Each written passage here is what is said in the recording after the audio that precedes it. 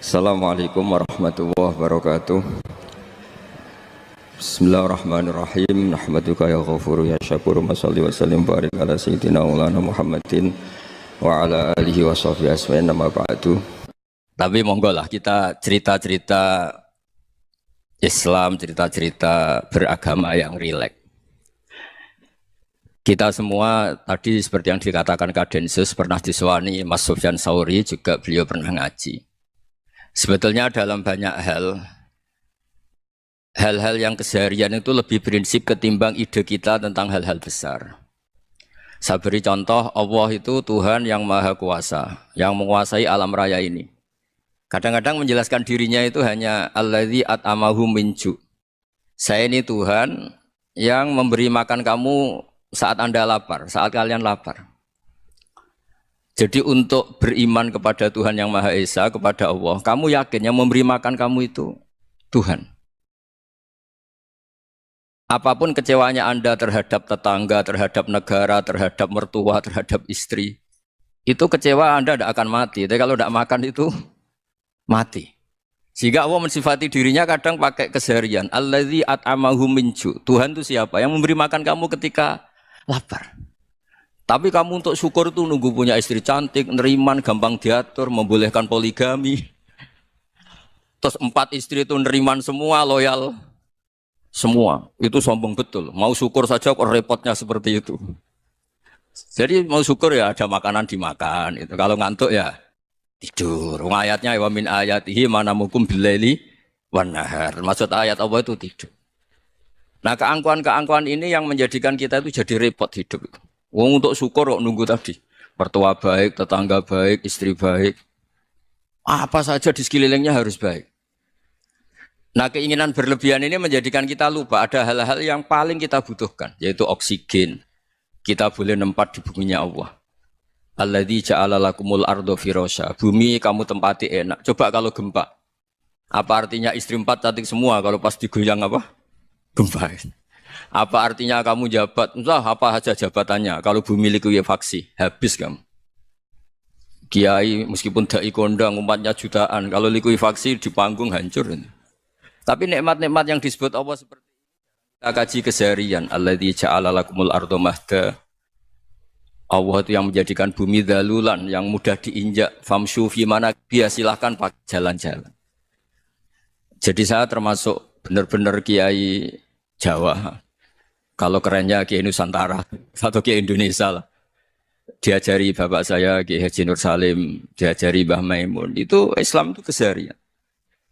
Karena ketika Anda memilih hal-hal yang serius, itu tujuan utamanya nyari ridhonya Allah. Dan ridhonya Allah bisa kamu dapatkan sesuatu yang pasti benar.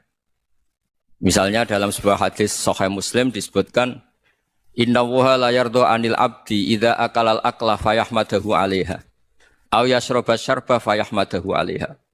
Itu redaksinya, inna itu sesungguhnya. La yardo juga pakai lam taukid, juga maknanya sesungguhnya. Sungguh-sungguh Allah sangat ridho. Ketika seorang hamba itu makan. Makan ketika sesuap nasi dia muji Allah. Ketika minum seteguk nasi dia muji Allah. Itu kalau orang diridhoni Allah itu wali betul.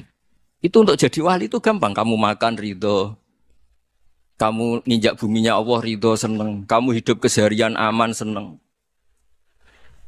Nah ini supaya sampean kita semua lah. Kita semua ngaji. Betapa panduan Rasulullah untuk menggapai ridho Allah itu banyak yang keseharian sekali. Saking kesehariannya banyak dalam hadis dan itu sahih. Nabi menyebut hal-hal yang keseharian. Hatta ma tas'alu fi fimra'atika. Kamu punya uang, kemudian istri kamu bisa makan, itu ibadah. Bahkan sebagian ibadah itu dicontohkan Nabi yang akhirnya diprotes sahabat. Yaitu, wa fi buti ahadikum sodakoh. Kamu menggauli istri kamu itu ya sodakoh. Sampai sahabat bilang, yang benar ya Rasulullah. Ayati ahaduna syahwatahu wa huwa lahu ajrun. Masa urusan biologis, urusan syahwat, kemudian dia dapat pahala.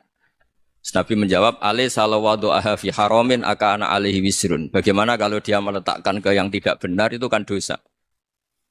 Nah, hal-hal seperti ini yang saya ingin teman-teman semua lah. Semua, saya juga agak ingin ngaji demi Anda juga agak ingin. Itu dosa sekali ngaji kok. Pesanan kelompok tertentu itu enggak boleh. Islam itu untuk semua. Jadi Ya cuma karena di depan saya jenengan ya seakan-akan jenengan korbannya. Itu ada ilmunya dalam usul fikih itu. Jadi orang itu harus ngaji usul fikih. Nama yang disebut, mungkin Mas Sufyan masih ingat zaman ngaji usul fikih. Nama yang disebut itu tidak jaminan sebagai prioritas perintah. Jadi misalnya gini, kebetulan yang di depan Nabi itu Abu Dzar. Nabi ya bilang, ya Abu Dzarin ini uhibbuka misalnya, atau ya Mu'ad ini uhibbuka, atau ya Abu Hurairah ini uhibbuka misalnya. Banyaklah riwayat yang Nabi nyebut ya Abu Dzarin, ya Mu'ad, ya Abu Hurairah.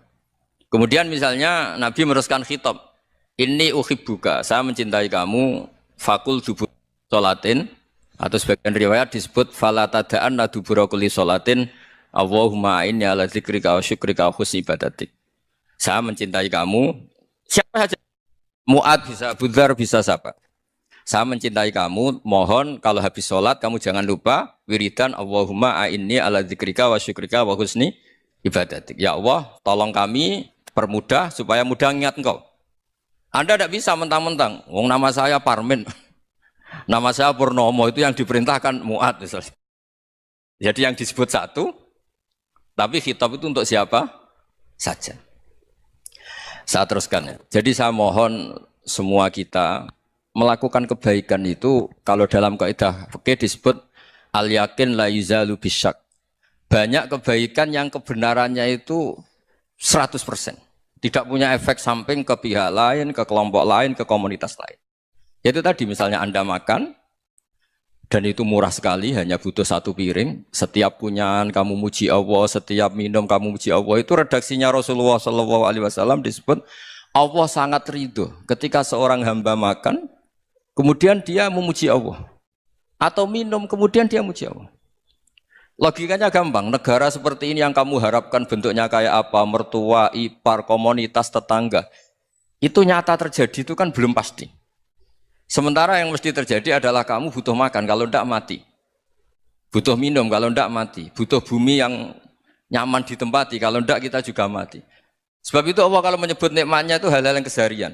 Alladzi at'amahum min ju'. Allah itu siapa? Allah itu yang menciptakan kamu bisa makan. Tidak berlebihan. Allah itu yang menciptakan kondisi sosial itu ideal. Zaman Nabi itu ya ada orang munafik. Orang-orang pilihan Allah itu juga diuji orang sekelilingnya yang macam-macam. Semua diuji sesuai konteks zaman dan waktu. Nah, tapi ada ibadah-ibadah yang selalu disarankan Nabi. Sampai Nabi itu pernah ditanya, Ayul Islam ya khairun ya Rasulullah, Islam terbaik itu gimana? Jawaban Nabi itu unik.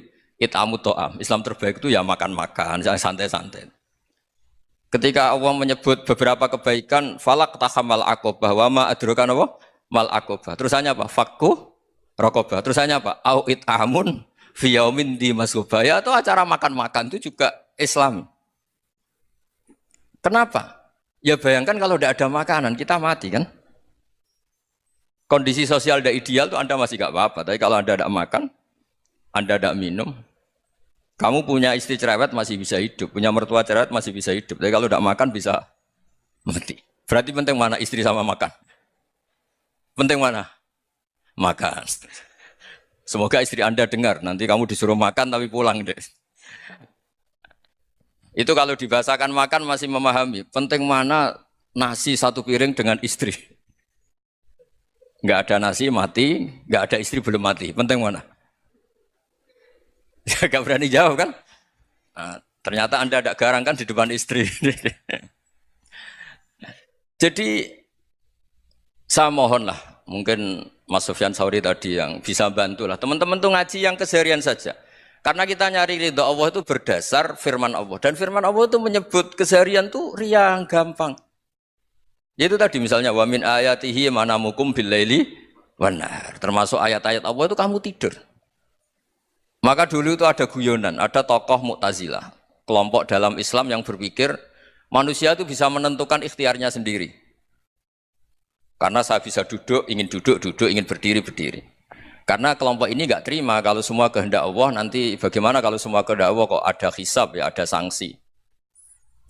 Lucunya itu dia akhirnya ini cerita ya, mencintai seorang perempuan cantik sekali.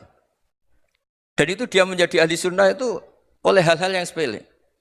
Karena istrinya cantik, Ya namanya suami istri hubungan intim. Terus ditanya, Mas masih ingin lagi? Masih. Silahkan diulang lagi. Wah ya tidak bisa. Katanya manusia bisa menentukan yang diinginkan. Itu tobat itu. Itu nggak bisa ditobatkan Mas Sufyan Ats-Tsauri. Orang cantik yang mudah nobatkan orang itu orang cantik. Segampang itu. Akhirnya kita tahu. Makanya kalau dalam kitab Hikam itu disebut al-akil mayakul madza yaf'alu wa hubi wal ghafil mayakul madza af'al. Orang yang punya akal karena sadar ini wilayah Allah, semua milik Tuhan. Itu dia tiap hari berpikir, besok Allah akan melakukan apa terhadap dunia ini. Kamu merencanakan sesuatu mau plesir ternyata gempa. Mau wisata ke Rusia ternyata perang. Kamu tidak pernah tahu apa yang akan terjadi besok. Wa ma tadri nafsum madza taksibu ghadan. Tapi anda semua kita ini sering punya jadwal permanen. Makanya saya kalau diundang siapa saja, sanad takdir. Yang jelas Gus ini acara penting. Ya masih acara penting nak pangeran ngersakno apa piye? Kok ape dadi pangeran? Kamu kok mau jadi Tuhan? Itu kadang ya kiai. Penting Gus acara ini jenengan harus memastikan bisa. Loh kamu itu yang ngajarin tauhid, sesuatu itu biadillah kok bilang-bilang apa pasti. Kalau maksa terus tak tobatkan loh kamu kata saya itu. Ya kalau gitu Gus bilang insya Allah. Wah itu hati saya, fisik saya, roh saya sudah bilang insya Allah. Tidak usah kamu latih kata saya.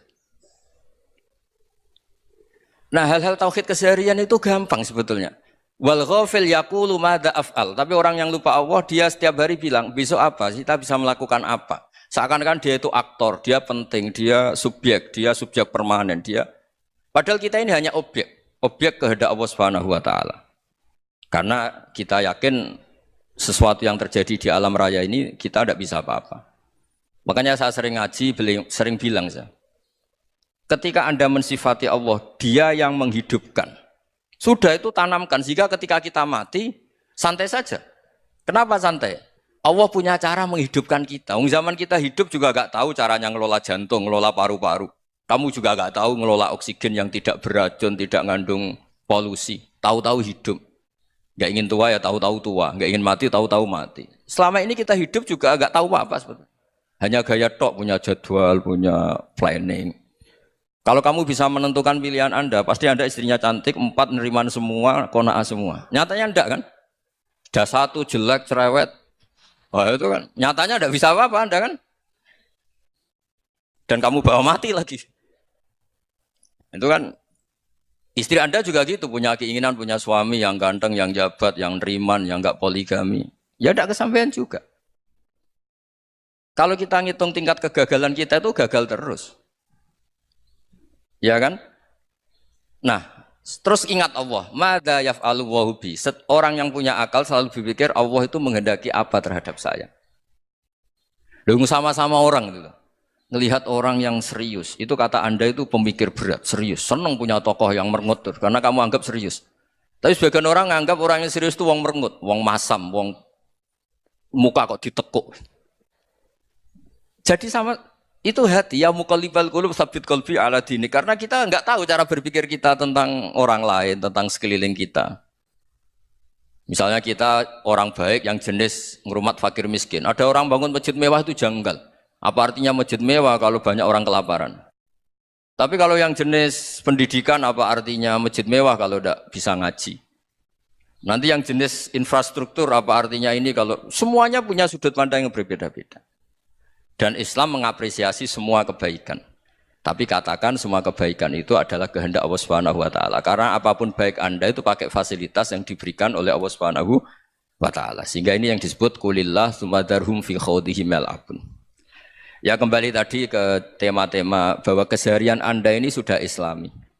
Saat Anda tidak bisa melakukan apa saja. Saya sering ada jenazah, biasanya kalau tetangga meninggal saya sering disuruh ngelepas. Saya bilang orang ini baik karena sering ngelamun di rumah, sering nganggur di rumah. Ditanya sama anaknya, kenapa Gus nganggur baik? Ya kalau dia nganggur artinya juga enggak berbuat sesuatu yang maksiat kan? Ya kan? Orang nganggur di rumahnya ya enggak bunuh orang, enggak maling, enggak korupsi, ya namanya nganggur di rumah. Lah cuma istri cara pandang nganggur enggak menghasilkan uang gitu. Tapi juga enggak menghasilkan kriminal kan? Jadi sebenarnya Islam itu makanya kalau sampai ngaji usul fikih itu ada kitab usul fikih namanya Lubul Usul, itu terkenal sekali di pesantren itu. Itu kalau ngapresiasi keseharian itu luar biasa. Isma min mubahin illa wa yatahaqqaqu bihi tarku haramimma. Karena keseharian yang mubah saat Anda lakukan itu ada kehebatan yang luar biasa, yaitu meninggalkan haram. Makanya dulu banyak orang-orang alim ketemu temannya itu guyon sampai semalaman.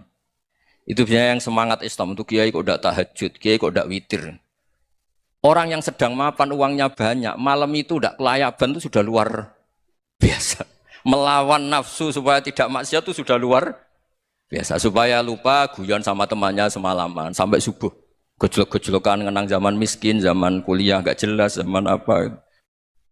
Melihatnya jangan tarkut tahajud. Seperti ini meninggalkan tahajud, tapi meninggalnya ini talkul muharramat. Jadi kayak apa hebatnya? Sehingga Imam Ghazali punya riwayat yang agak unik. Hatta takuna ibadatu akhiri hadil ummah iku an-naum. Sehingga suatu saat ibadah terbaik umat ini itu tidur. Itu kan riwayat kontroversi. Ketika Imam Ghazali ditanya, kenapa iya? Kenapa kamu mulai keluar dari rumah itu sudah banyak maksiat? Melihat perempuan yang enggak mahram, melihat fenomena. Tapi kalau kamu tidur itu enggak melihat apa-apa. Tapi juga kamu jangan nganggap tidur itu ibadah betul. Saatnya melakukan fardu ain malah masih tidur. Tapi itu sudut pandang yang menjadikan kita Islam itu gampang. Jadi saat Anda tidak bisa aktivitas apa-apa, misalnya ada beberapa orang yang lumpuh. Lumpuh itu memang nggak bisa Jumatan, nggak bisa ibadah, tapi dia juga nggak bisa maksiat. Tidur itu memang Anda saat itu tidak bisa tahajud, tidak bisa witir, tapi saat itu ada zina, ada maling, tidak gosipkan orang, tidak bully orang, tidak menanamkan kebencian, tidak hasud. Sehingga tidur menurut Allah Ta'ala wa min ayatihi manamukum billaili apa? Wanahar. Karena di tidur itu selain ada unsur istirahat, jaga kestamina, juga ada unsur meninggalkan beberapa keburukan. Nah saya mohon ibadah yang keseharian ini kita jaga. Supaya kita semua baca ayat itu fasih. Fasih itu tertanam di hati. Allah itu siapa? Alladzi at'amahum min ju'i wa amanahum min khauf. Dan Allah kalau cerita di Quran itu anna sababnal ma'a sabba tsumma syaqqaqnal ardha wa syaqqa fa ambatna fiha habba wa inaba wa qadba wa zaituna wa nakhla wa hada'iqa hulba. Kamu tahu saya ini siapa kata Allah? Saya ini adalah Tuhan yang menurunkan air, kemudian ada tanaman banyak. Habba wa inaba wa qadba, ada zaitun, ada tin, kalau orang Jawa mungkin ada tela, ada padi, ada mangga, ada pisang. Sudah. Wa inaba wa zaituna wa nakhla wa hada'iqa hulba, ada perkebunan yang lebat. Tujuannya apa? Mata Allahkum, silahkan kamu pakai, kamu nikmati. Tapi karena kadang kita ini punya ide-ide besar. Tadi untuk syukur saja nunggu punya istri riman, rumah baik, tetangga baik, komunitas baik, semuanya baik baru syukur. Lama-lama nanti ada di surga, syukurnya nunggu surga paling kelas A. Itu sudah ada yang menghuni Rasulullah, kamu nggak boleh di situ. Masa untuk syukur saja? Repotnya Masya Allah. Jadi mohonlah Quran yang kalau Anda hafalkan juz sama itu kan ada ayat-ayat yang kayak tadi. Ya, fal yang dzuril insanu ila ta'ami. Coba lihat apa yang kamu makan ya. Dari mana? Dan untuk mempertahankan hidup kamu keseharian. Jadi jangan kira ibadah itu harus membentuk komunitas yang versi Anda. Ibadah itu harus yang hal yang mulu-mulu. Kesehariannya Anda alami. Loh ini saya tidak bikin-bikin. Saya ngaji bukan karena berdasar pesanan.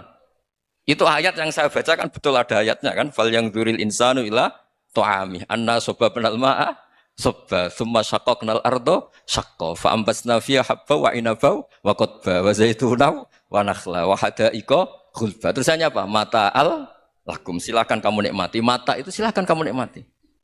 Ya kayak sampean dikasih hidangan ya makan. Ya sudah makan. Habis makan ya minum. Habis itu ngantuk ya tidur. Ya sudah normal-normal saja. Kayak apa indahnya Islam? Tapi Anda mencari Islam yang gimana lagi? Nah itu yang diajarkan guru-guru kita, diajarkan sanad kita sampai Wali Songo, sampai Rasulullah SAW. Bahwa pada akhirnya ada jihad, ada perang. Itu dulu memang perang, bukan membunuh. Beda. Dulu kita dijajah Belanda ya perang, dan itu normal karena kita dijajah. Jadi ketika orang lain ingin baik sama kita, wa in ahadum minal musyrikin astajaruka ya fajirhu hatta yasma'a kalam Allah. Kalau mereka ingin baik ya kita baik. Makanya ada istilah musta'man, mu'ahad. Kalau mereka ingin damai, berdampingan dengan kemajmukan ya itu yang lebih baik. Karena memang Islam menghormati proses perdamaian. Wa in janahu napa lisalmi ya fajnah lah. Kalau ingin damai ya kita harus damai. Jadi andai kan dulu Belanda datang ke Indonesia kok minta besanan gitu. Ya mungkin kita juga seneng karena memperbaiki hidung kan kalau minta besanan gitu. Nah tapi wong jajah dulu itu kan masalah kan? Apa? Masalah kan? Jadi saya mohon ya, jadi apa? Makanya saya tadi minta sama Bapak Kadensus kemarin juga pernah main ke saya. Jangan sering ketemu saya ini sudah uzlah, saya ini sudah mau daftar jadi resi. Saya itu kemarin di muktamar juga agak datang, acara di Jogja juga sudah. Karena memang keluarga saya dulu itu bahasa ya, bapaknya bapak saya itu enggak keluar rumah itu puluhan tahun. Memang punya adat uzlah. Ya makanya ngaji saya ngaji aja yang gampang-gampang aja, yang enggak orderan, enggak pesenan ngaji aja dulu yang gampang. Saya ikhlas, yakin betul saya ikhlas. Ikhlas itu menurut saya itu roh. Orang enggak ikhlas menurut saya itu orang aneh. Ikhlas itu gampang, sudah saya bilang. Kalau kamu yakin ilmu itu milik Allah, ngasihkan juga ikhlas itu milik Allah. Apa sih yang kamu punyai sehingga kamu tidak ikhlas? Uang milik Allah, energi kita milik Allah, bumi milik Allah. Kemudian kamu merasa memiliki. Merasa memiliki itu kalau dalam ilmu tasawuf sudah kesalahan kan. Bagaimana Anda punya? Coba tahu-tahu tanah itu kok milik Anda. Karena saya beli, saya beli dari orang, dari Zaid. Padahal yang asli punya itu Allah. Apa benar kamu pernah beli sama Allah? Zaid ini pemilik nisbi, pemilik yang enggak sebenarnya kan? Ya enggak? Yang benar-benar pemilik itu Allah. Kok kamu ngerasa itu bumi kamu itu atas nama apa? Coba. Milik kan harus beli atau dikasih. Enggak semua kan? Nah, makanya terus famshu fi manakibiha dan Allah menyebutnya, sudah saya ini yang menciptakan bumi. Waladzi ja'ala lakumul arda dalulan. Dan Allah menyebutnya sederhana, famshu fi manakibiha, silakan jalan-jalan. Terusannya apa? Wakulu mirizki, silahkan makan-makan. Jadi Islam itu yes. Ya makanya kiai-kiai itu ada acara makan, sampai ada guyonan fikuli makanin makan di setiap tempat ya makan. Nggih ngoten guys, pokoknya sing gampang-gampang mawon nggih. Wis nggih Mas Sufyan nggih sing gampang-gampang mawon nggih. Assalamualaikum warahmatullahi wabarakatuh.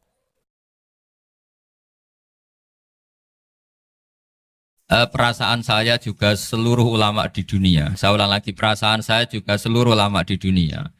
Bahwa Islam masuk itu macam-macam sebabnya. Dulu kita tahu, kita sebagai warga Indonesia, Islam masuk itu ya dibawa orang yang agak kedonyan, ya kayak jenengan lah kira-kira gitu. Ya kayak mbak-mbak ini, ya agak-agak mata duitan gitu. Karena kita tahu rata-rata ahli sejarah mengatakan Islam di Indonesia dibawa kiai apa pedagang. Pedagang tuh nyari uang apa nyari dakwah kira. Ya semoga Anda mirip-mirip seperti itu. Ya jadi nyari uang karena ada nurani Islam sehingga tetap saja membawa Islam. Saya tidak tahu Islam Anda ala apa, tidak tahu. Pokoknya mau ngaji ya berarti Islam ala ahli sunnah apa? Wal jamaah. Jadi ini penting saya utarakan bahwa Islam itu agama yang mudah difahami. Sehingga dibawa pedagang saja ya kasil gitu. Dibawa orang yang kedonyan gak jenengan juga kasil gitu. Dibawa orang baik ya kasil, dibawa orang broken juga kasil. Ini penting saya utarakan karena saya ngaji di mana-mana bilang ciri utama kebenaran absolut adalah kebenaran yang bahkan orang gak benar saja bisa bawa. Tapi bukan berarti saya dukung Anda tidak benar, kan sudah tidak benar dulu sebelum kenal saya. Tapi nggak apa-apa, nggak benarnya umat Islam insya Allah dimaafkan sama Allah Subhanahu Ta'ala. Ya asal tobat maksudnya. Nggak, ini saya beri satu konstruksi pikiran yang saya sering utarakan di ngaji saya. Sampai sekarang saya coba saat tes ini kan di kampus ya, di apa bacanya ini Kim University yang global leader apa in the world itu. Ini keren lah. Jadi acara ilmiah kita ditakdir di gedung apa? Kampus, gedung universitas di begini. Kalau 1 ditambah 1 2 itu namanya hakikat. Ciri utama hakikat adalah siapapun akan menerima. Saya sekarang tanya sama Anda, kira-kira 1 tambah 1 2 itu musuh Anda pun mengatakan 2 apa tidak?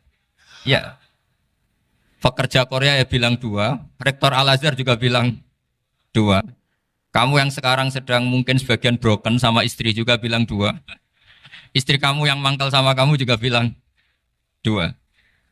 Yang cemburu ya bilang 2, yang dicemburuin juga bilang 2. Karena begitu mudah kebenaran absolut diterima oleh siapa saja. Begitu juga eksistensi Allah sebagai Tuhan. Itu mudah diterima oleh siapa saja. Sehingga pembawanya tidak perlu seorang kiai atau gus atau mubalek atau ketua muin, tidak. Cukup karyawan pekerja Korea. Karena kebenaran absolut itu kebenaran yang mutlak. Siapa saja yang waras pasti ngakui. Kira-kira orang yang berpikir sehat pasti berpikir begini, ini yang diajarkan Quran. Bumi ini kadung wujud. Sudah wujud kadung wujud, punya eksistensi. Mungkin nggak sesuatu yang wujud, kemudian disebabkan oleh sesuatu yang nihilisme, yang tidak ada. Mungkin enggak? Enggak mungkin. Yang namanya penyebab itu harus sesuatu yang wujud. Di mana-mana penyebab itu harus punya eksistensi. Karena langit dan bumi ini kadung wujud, pasti penyebabnya adalah wujud. Karena wujud penyebab harus bersifat super.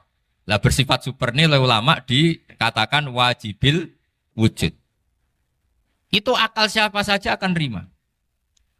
Cuma kemudian setelah nerima itu orang macam-macam cara berpikir. Mungkin orang Jawa dulu bilang itu Sahyang Widi. Kalau orang sini mungkin bilang apa itu? Dewa atau apa ya? Enggak tahu saya itu. Karena itu yang teman sampean, enggak teman saya itu. Tapi yang jelas begini, ini konstruksi ini harus kita jaga. Nanti saya bacakan teks hadisnya. Kebenaran sejati ciri utamanya adalah ada absolutisme, ada kebenaran mutlak. Ciri utama kebenaran mutlak adalah diakui bahkan oleh siapa saja, termasuk oleh orang fasik. Orang fasik itu orang nggak benar. Misalnya ada imam masjid besar Istiqlal, ditanya 1 tambah 1 bilang apa? 2. Nanti kira-kira yang lonte juga bilang apa? 2. KPK juga bilang koruptornya yang ditangkap 2. Nah, eksistensi Allah sebagai Tuhan ini kebenaran yang absolut. Maka agama ini juga boleh diterima oleh siapa saja, termasuk oleh orang fasik, orang nggak jelas. Ini penting saya utarakan karena sekarang marak kelompok yang mengatakan orang Islam kalau zina menjadi tidak muslim, orang Islam kalau korupsi menjadi tidak muslim. Salah sedikit tahlilan jadi kafir, percaya wasilah jadi itu tidak benar seperti itu. Karena kebenaran eksistensi itu kebenaran yang nggak bisa diganggu gugat. Seperti Anda ini kan warga Indonesia, KPK ya warga Indonesia, koruptornya juga warga. Apa setelah dia korupsi lalu tidak warga Indonesia? Tetap warga. Orang yang meyakini kalimat tauhid setelah dia salah, apa terus tidak tauhid? Kan tetap ya. Maka dia tetap Islam.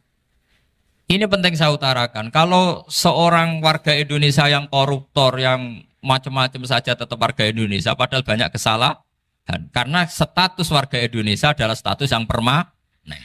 Begitu juga status Muslim adalah permanen bagi siapa saja yang melafadzkan La ilaha illallah Muhammadur Rasulullah. Kita tidak bisa mengkafir-kafir mereka. Itu juga yang sering dipesankan dan jadi ciri khas ulama ahli sunnah wal jamaah, tidak mengkafirkan orang Islam meskipun melakukan dosa besar. Soal dia salah nanti masuk neraka ya silakan saja, saya ada ikut, paham ya? Sampai bisa mencoba. Tapi tetap saja dia muslim. Analoginya tadi. Analoginya gampang sekali tadi. Orang Indonesia yang salah itu tidak akan merubah statusnya sebagai warga Indonesia. Karena ya memang dia berstatus warga Indonesia. Orang Islam yang sudah melafadzkan syahadat maka menjadi muslim. Saya di mana-mana berkampanye, berfatwa. Orang kafir yang 70 tahun kafir, sekali melafadzkan kalimat tauhid, itu menjadi muslim apa tetap kafir? Muslim. Masa kita yang Islam terus, yang kalimat tahlil la ilaha illallah kemudian menjadi kafir karena kalimat itu? Itu faham aneh apa aneh? Wong yang kafir saja menjadi muslim karena kalimat tauhid, yang Islam menjadi kafir juga karena kalimat. Ini ngajak apa-apaan? Ya ngajak goblok-goblokan, kira-kira kan gitu. Ini penting saya utarakan karena ini penting. Nah, setelah kamu yakin tauhid, ciri utama tauhid itu apa? Menstatuskan sesuatu sebagaimana hakikatnya. Misalnya bumi Korea, ini statusnya tetap buminya apa? Maka dari awal saya husnudzon sekali sama Allah Subhanahu wa taala bahwa suatu saat di bumi mana saja itu ada tahlil. Enggak ngira kan ada ateis di sini, bumi ateis kemudian ada tahlil, ada sakduna, ada macam-macam. Karena kita ketika sholat, makanya saya tadi janji akan memaknai kalimat-kalimat yang sering Anda baca ketika sholat.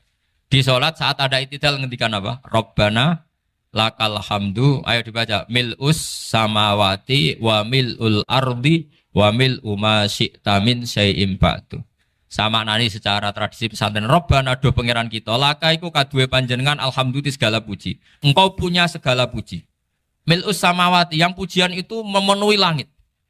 Tentu langit itu penuh dengan pujian. Semua malaikat bertasbih, bertahmid. Karena malaikat tidak ada yang kerja di pabrik, itu tasbih terus gitu. Nggak ada yang nyari uang, gitu. Nggak ada yang cari won ya.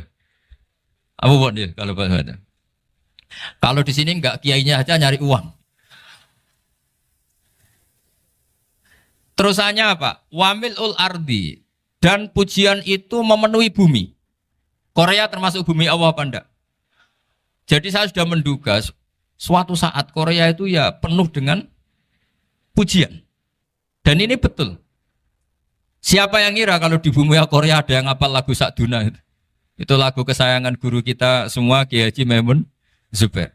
Gak ada yang ngira. Siapa yang ngira kalau di sini ada ngaji seperti ini? Di Rusia juga sama. Uni Soviet itu negara ateis. Tapi lama-lama pecah karena glasnost itu dan perestorika itu. Kemudian menjadi pecahan-pecahan negara muslim. Ada Uzbekistan, Tajikistan, Ceknya, semuanya menjadi negara apa? Muslim. Karena dari awal lakal hamdu mil'us samawati wa mil'ul ardi. Dan pujian itu pasti memenuhi langit, juga memenuhi bumi. Kalau Anda baca itu di Indonesia, mungkin wajar. Di Indonesia banyak acara-acara seperti ini. Tapi kalau di Korea, ternyata benar. Dan Anda ini kalian semua termasuk pembuktian benarnya wa mil'ul ardi. Keren kan sampean? Oh keren sekali, bukan sekedar keren, keren sekali. Makanya saya jarang diundang pengajian mau, tapi diundang di Korea mau. Tapi saya ada niat datang undangan, memang saya ingin datang. Jadi, ya karena itu. Ini bentuk penghormatan saya. Bentuk penghormatan saya bahwa pada akhirnya benar-benar lakal hamdu mil'us samawati wa mil'ul ardi. Jadi Anda tidak perlu pesimis, dulu Indonesia juga seperti itu.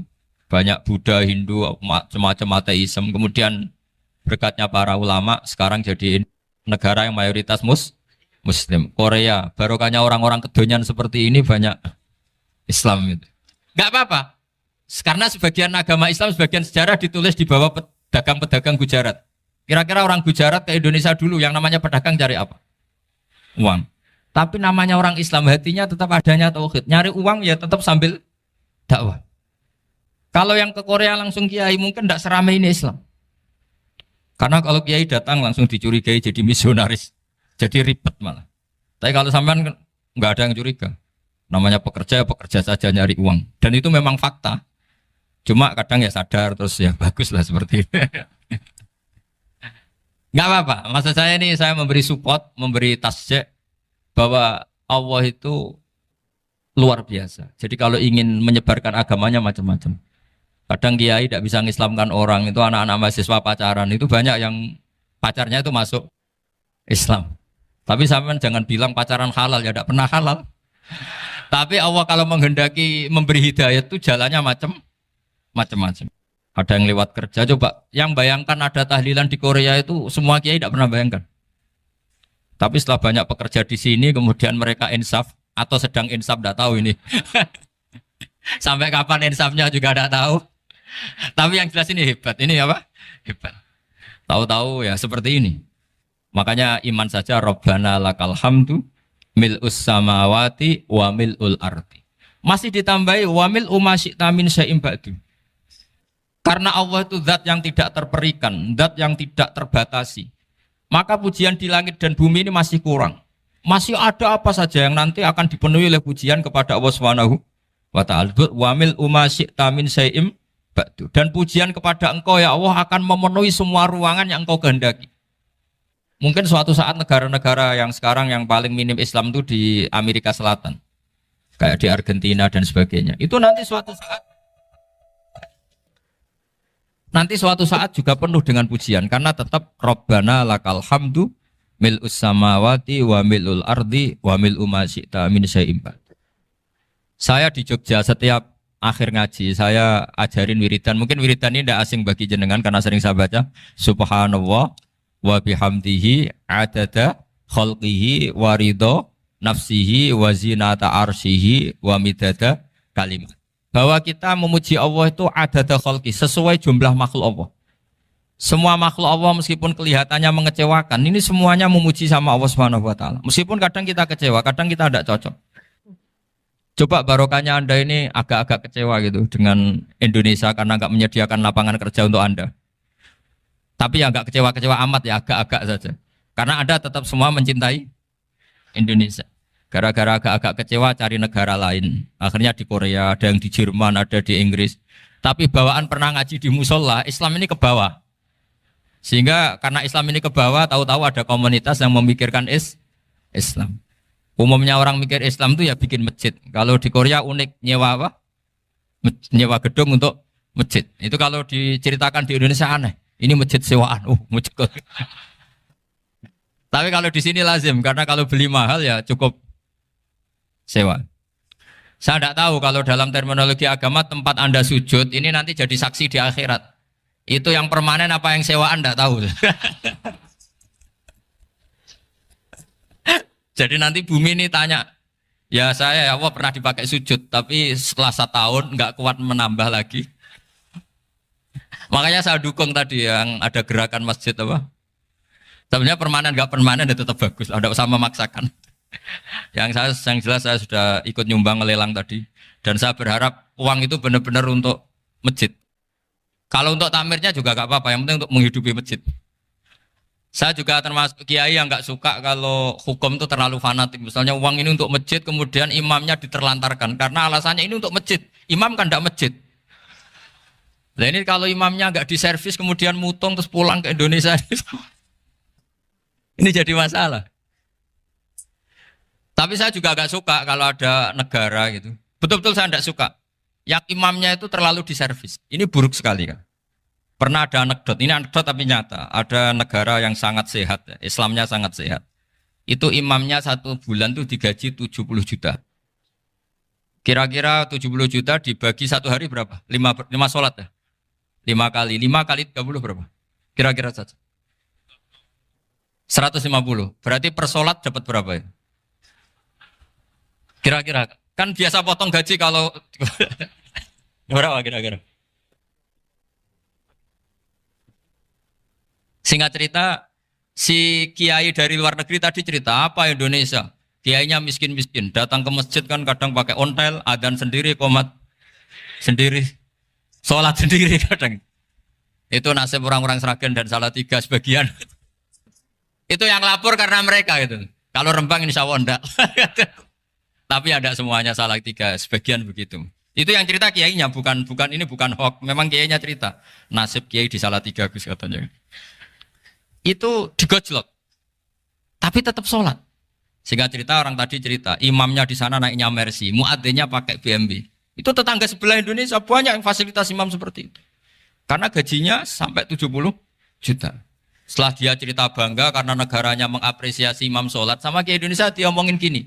Makanya kamu sholat terus, takut potong gaji ya. Gitu. Itu kagetnya bukan main dia. Dikira itu satu sifat kelebihan negaranya, ternyata buruk sekali karena imam sholat karena takut potongan gaji. Akhirnya ke Indonesia bangga, alhamdulillah kita sholat tanpa gaji. Dan tetap sholat. Keren mana yang digaji sama Anda? Ini yang di atas ini banyak calon imam. Tidak keren mana imam yang digaji sama Anda? Keren yang enggak. Tapi kalau pertanyaannya dibalik, keren mana jamaah yang peduli imamnya sama yang enggak peduli?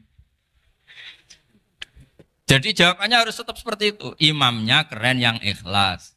Tapi jamaahnya keren yang peduli imamnya. Jelas ini ya fatwa saya ya. Gimana? Imamnya baik yang ikhlas, tapi jamaahnya baik yang peduli nasibnya. Tapi sekali imam dari awal gak ikhlas itu harus di PHK. Itu bahaya bagi agama kalau awalnya sudah ada ikhlas. Karena nanti setelah habis subuh terus dihitung. Wong setahu saya sholat terus kok kenapa gajinya tinggal segini?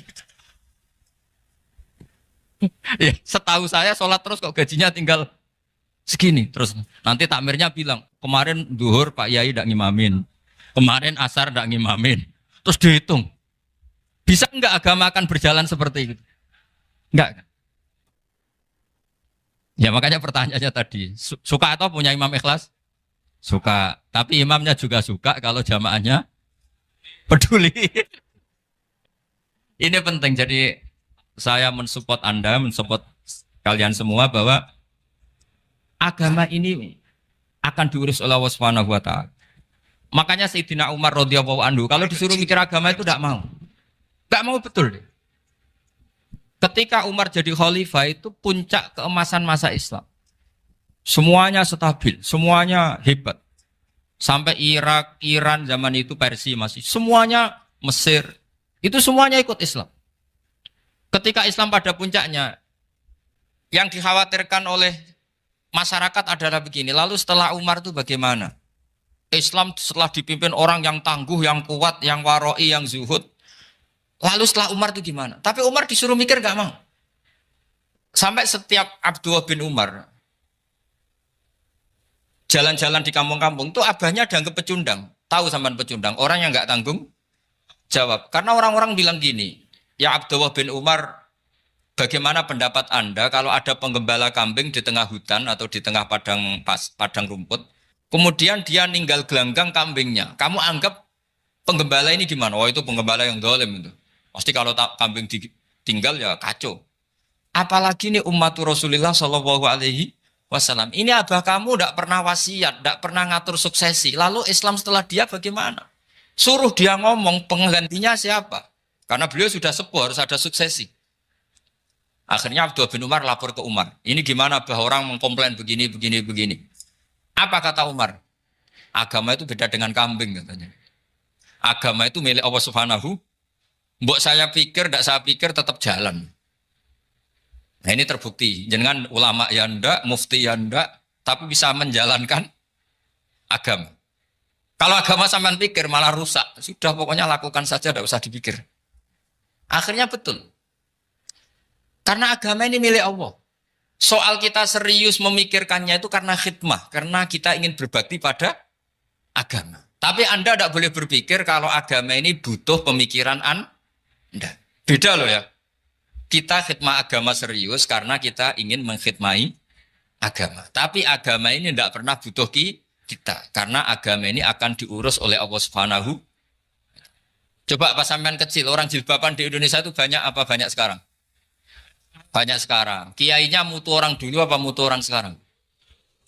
Tapi perkembangan Islam itu ramai sekarang apa ramai dulu? Ramai sekarang. Islam menyebar di seluruh dunia itu zaman Wali Songo, zaman sampean keren mana? Keren sekarang. Kualitas solehnya sampean sama Wali Songo? Wali Songo. Ini betul. Karena agama ini diurus oleh Allah Subhanahu wa taala. Maka kata Sayyidina Umar, agama ini innallaha ta'ala yakhfadhu dinah. Innallaha ta'ala la yudhi'u khilafatahu waladina. Allah itu tidak akan menyia-nyiakan agamanya. Ini terbukti. Agama ini pernah dipimpin orang terbaik di dunia, yaitu Rasulullah Shallallahu Alaihi Wasallam. Ketika beliau intaqala ila rafiqil ala, ketika beliau pindah ke alam sana, diteruskan oleh sahabat yang tentu jauh di bawah Rasulullah. Diteruskan tabi'in, diteruskan para wali songo, diteruskan sayang sampean yang jauh di bawah wali songo. Sejauh-jauhnya. Tapi agama jalan sampai Korea. Agama jalan sampai apa? Dulu Wali Songo itu hanya sampai Mojokerto, sampai Tulungagung. Di bawah sampean, Kelayaban sampai mana ini? Korea. Coba kalau Allah tidak ngurus, nggak bisa. Yang gerakkan hatinya sampean peduli sama masjid siapa? Allah Subhanahu wa taala. Yang menggerakkan hati sampean peduli sama agama siapa? Tapi yang menggerakkan sampean ke Korea apa? Uang kan?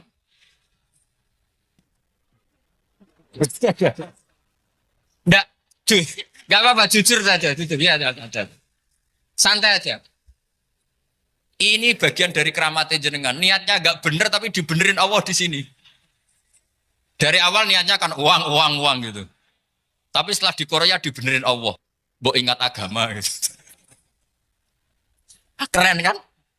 Makanya yang syukur sama Allah Subhanahu wa taala. Yang bisa hanya Allah taala. Makanya dalam dunia kiai selalu baca apa? Alhamdulillah alladzi hadana li hadza wa ma kunna linahtadiya laula an hadana Allah. Alhamdulillah kita diberi hidayat seperti ini. Kalau tidak Allah tidak bisa. Sudah mata duitan, kadang istri ngomel, mertua tidak percaya. Sudah setengah-setengah broken gini saya tahu sampai ke Korea itu karena broken pas saking sayangnya keluarga. Potensinya hanya dua. Dibela-belain kerja demi keluarga atau agak broken maka ke sini. Tapi apapun potensi itu tetap baik. Itu takdir sudah, itu takdir tidak usah dibicarakan. Semua itu apa? Karena orang kalau sedang rukun ya tidak mau tukaran, kalau sedang tukaran ya tidak mau rukun. Itu sudah semuanya takdir. Kata bapak saya dulu kalau ada orang mau jualan tanah, Pak Yai tanah saya mau saya jual. Ini gimana padahal ini tanah warisan. Kata bapak, nak waya adol ya adol. Memang ini saatnya jual ya jual saja.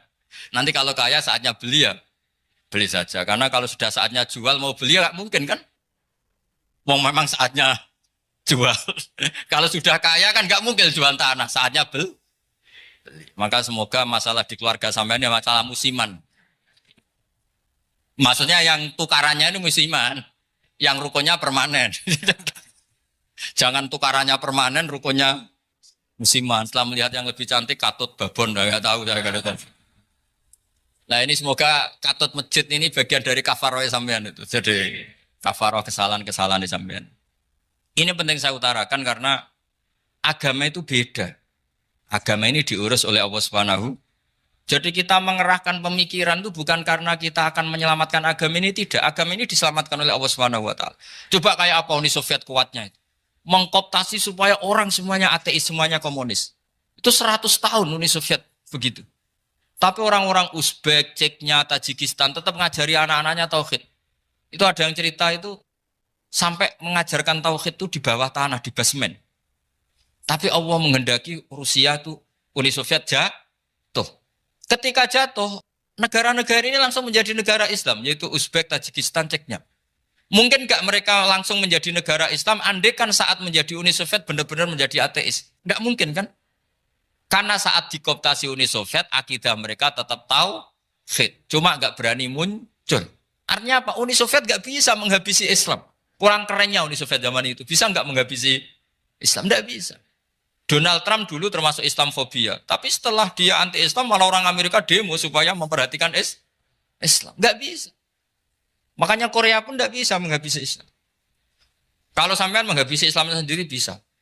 Karena terus nggak mau sholat, nggak mau zakat, itu sampai. Tapi sampean toh yang Islamnya habis, Islam tetap baik-baik saja. Makanya ini penting saya utarakan supaya kamu pede. Bahwa agama ini pernah dibawa orang yang pedagang.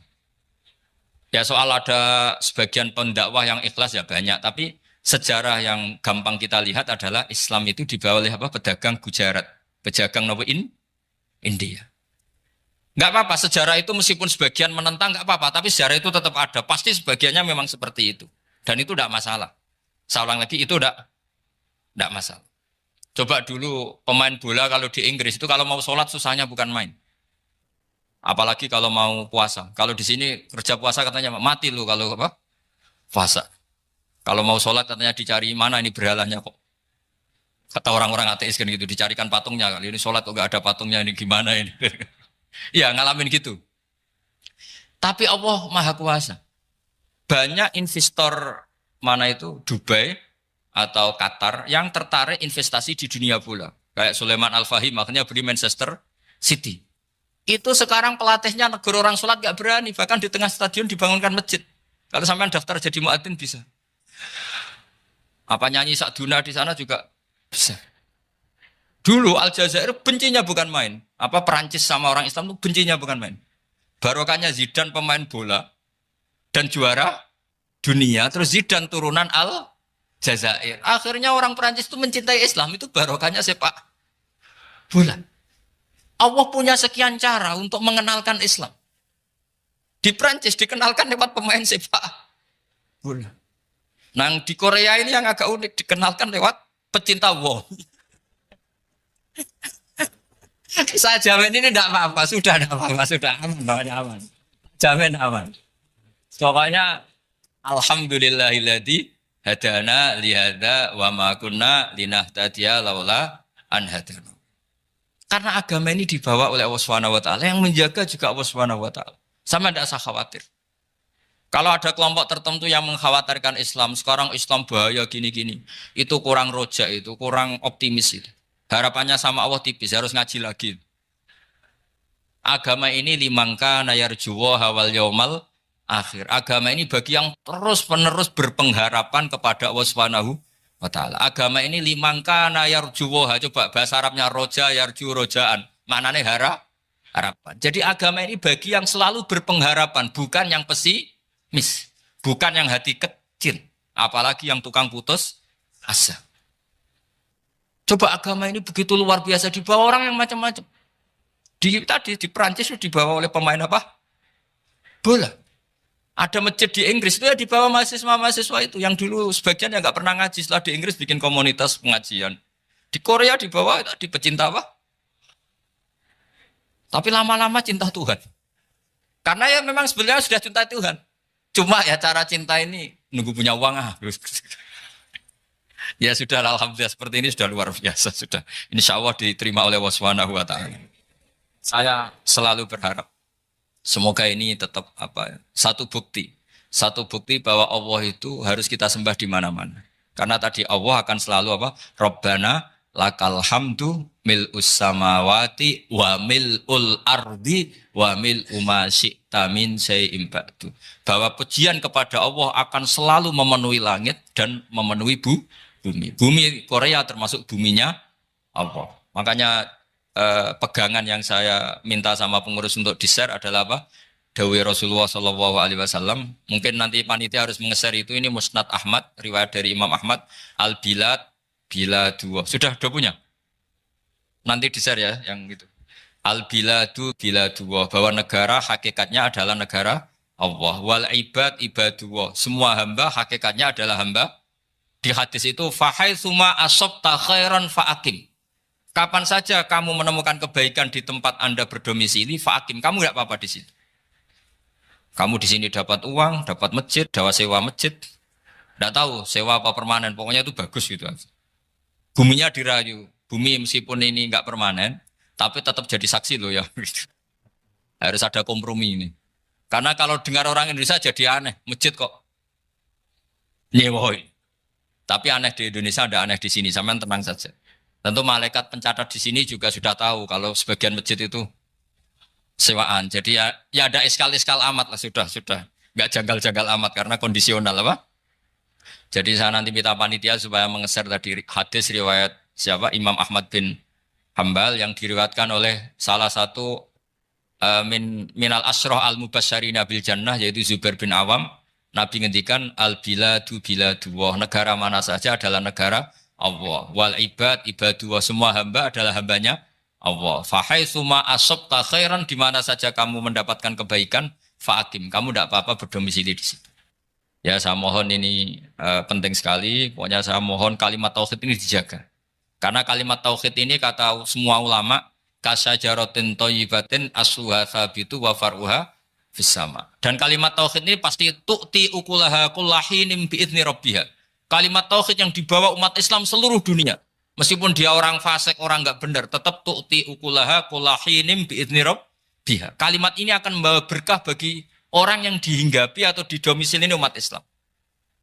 Coba sebagian nanti orang Korea menjadi muslim itu karena di sini ada komunitas pekerja muslim kemudian menyisakan atharul Islam.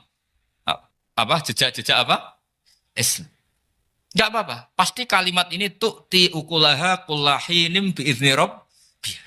Jadi kalimat tauhid adalah kalimat yang kata Allah tu'ti ukulaha kullahinim bi'izni rabbiha. Anda tidak usah khawatir.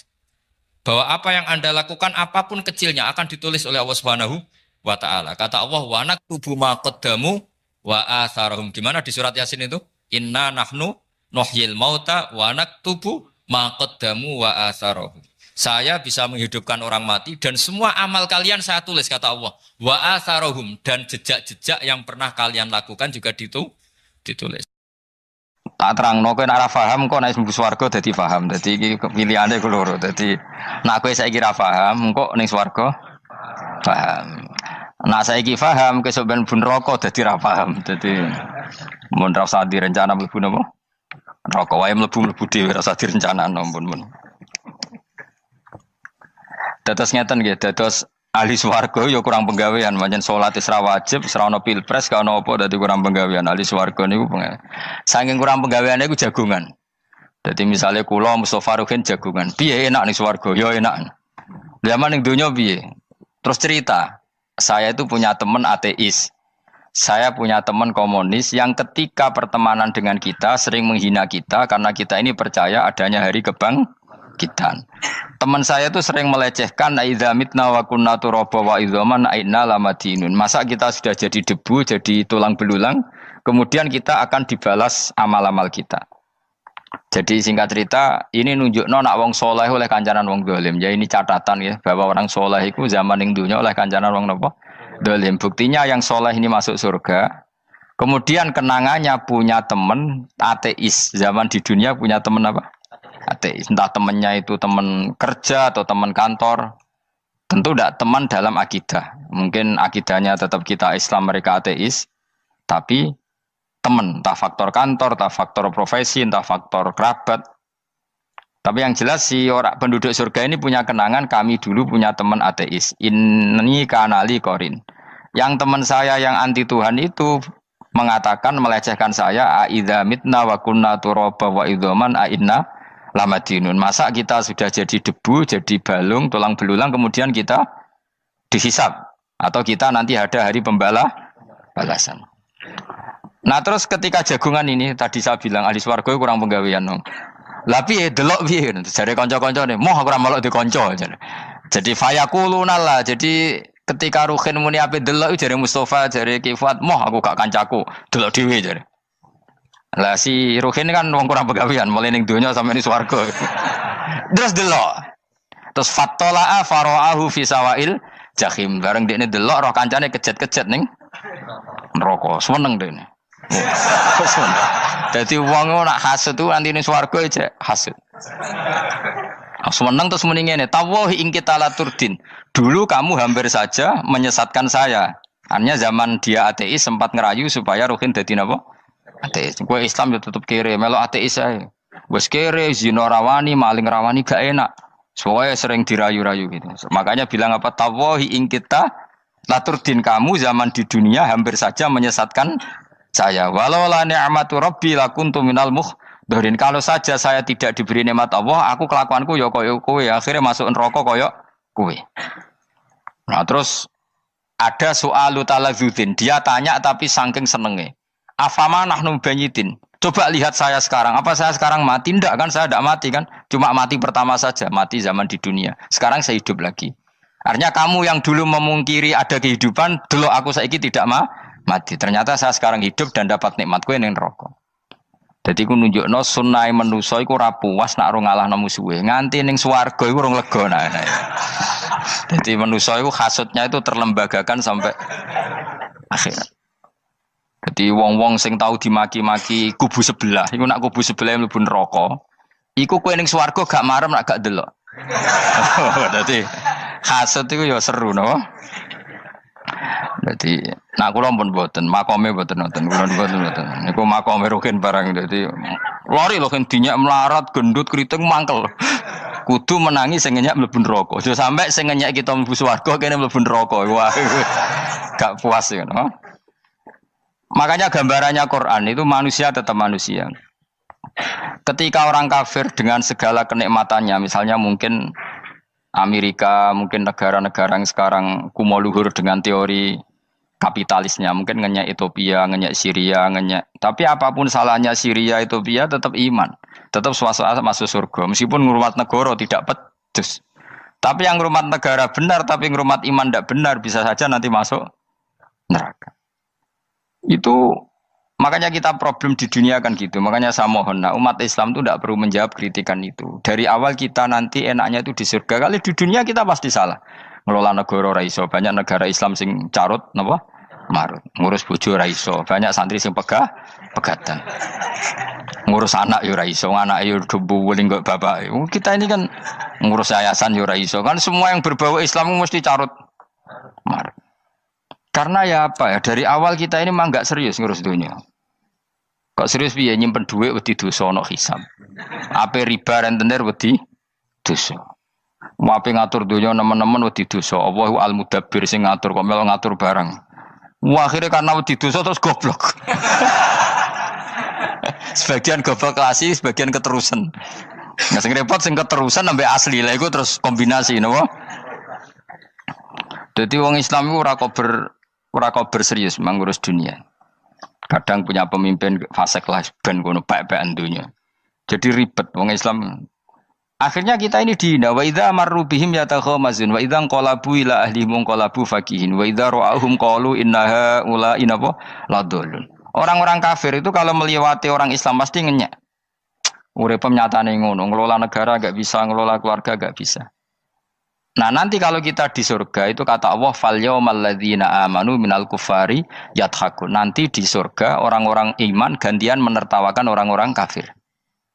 Jadi itu menunjukkan bahwa kita tidak pernah puas sebelum dendam menertawakan. Jadi wis ning swarga iku cita-citane mukmin tetep fal yaumal ladzina amanu minal kufari yadhakun. Jadi kowe sok ben ning swarga iku ya Allah kasih saya fasilitas bisa melihat penduduk neraka.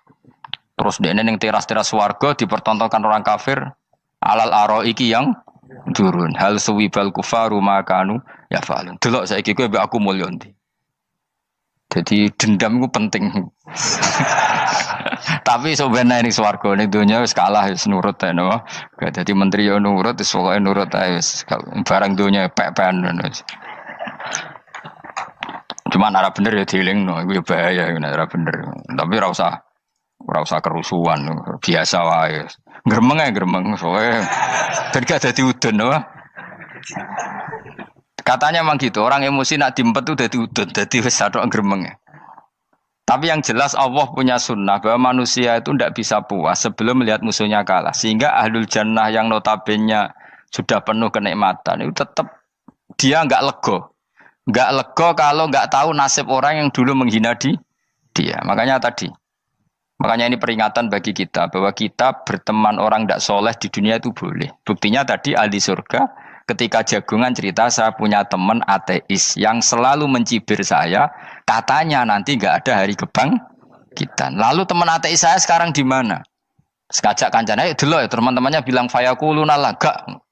Tapi si teman ini tetap ingin melihat. Setelah dilihat ternyata itu di neraka. Terus melakukan dialek tadi. Apa yang kamu katakan salah. Kamu mengatakan setelah mati akhir urusan salah. Ternyata saya sekarang tidak mati. Afama nahnu bimai itin illa mutatanabuna. Jadi saya mohon sekali teman-teman yang hafal Quran itu harus hafal sampai seperti saya ini sehingga tahu duduk perkara ini Quran itu kayak apa. Maca Quran tok ibadah wis suwe nang maca Quran ibadah. Tapi ndak paham wong khawarit sing tukang mateni wong ya hafal Quran. Iku gara-gara ra paham iku akhire kewaco. Nah kandhani ku angel. Sing kandhani kudu aku. Nah sing kandhani Mustafa padu merapal kan. Sing ngandani kudu aku. Mbok yo wong ku mikir to. Apa gunane misalnya ki apal Pancasila. Tapi ra iso nglakoni napa? Pancasila. Ngapal tok keadilan sosial bagi seluruh pejabat. Antok ngomong ngono jelas timbang muni bagi seluruh rakyat Indonesia aja boleh. Quran juga gitu. Kita ini manusia punya watak dendam. Tapi dendam ini dikelola oleh Islam. Dendamnya mending swarga wae. Ning donya ben, ning donya mok sedih lho. Tenan betul. Orang-orang mukmin itu sampai belum lega kalau belum ketemu orang yang pernah mencibir. Yaitu tadi qala qailu minhum inni kanali qarin. Saya punya teman yang ketika di dunia selalu mencibir saya, inna kalaminal musaddiqina idza mitta wa kunna turaba wa idzaman aina lamadun. Teman saya itu selalu mencibir, masa kamu percaya hari kebangkitan? Kita nanti kan sudah jadi tanah, jadi tulang belulang, masa bangun lagi? Yang benar saja kamu. Nah, orang-orang yang mencibir ini kan sakit. Orang dicibir itu kan nah sakitnya itu terbawa sampai surga. Tapi nek mlebu neraka ora kok berdendam melane. Dadi dendam iku anane ning swarga, nek ning neraka ora kok berdendam. Dianjuti malaikat oleh dendam piye.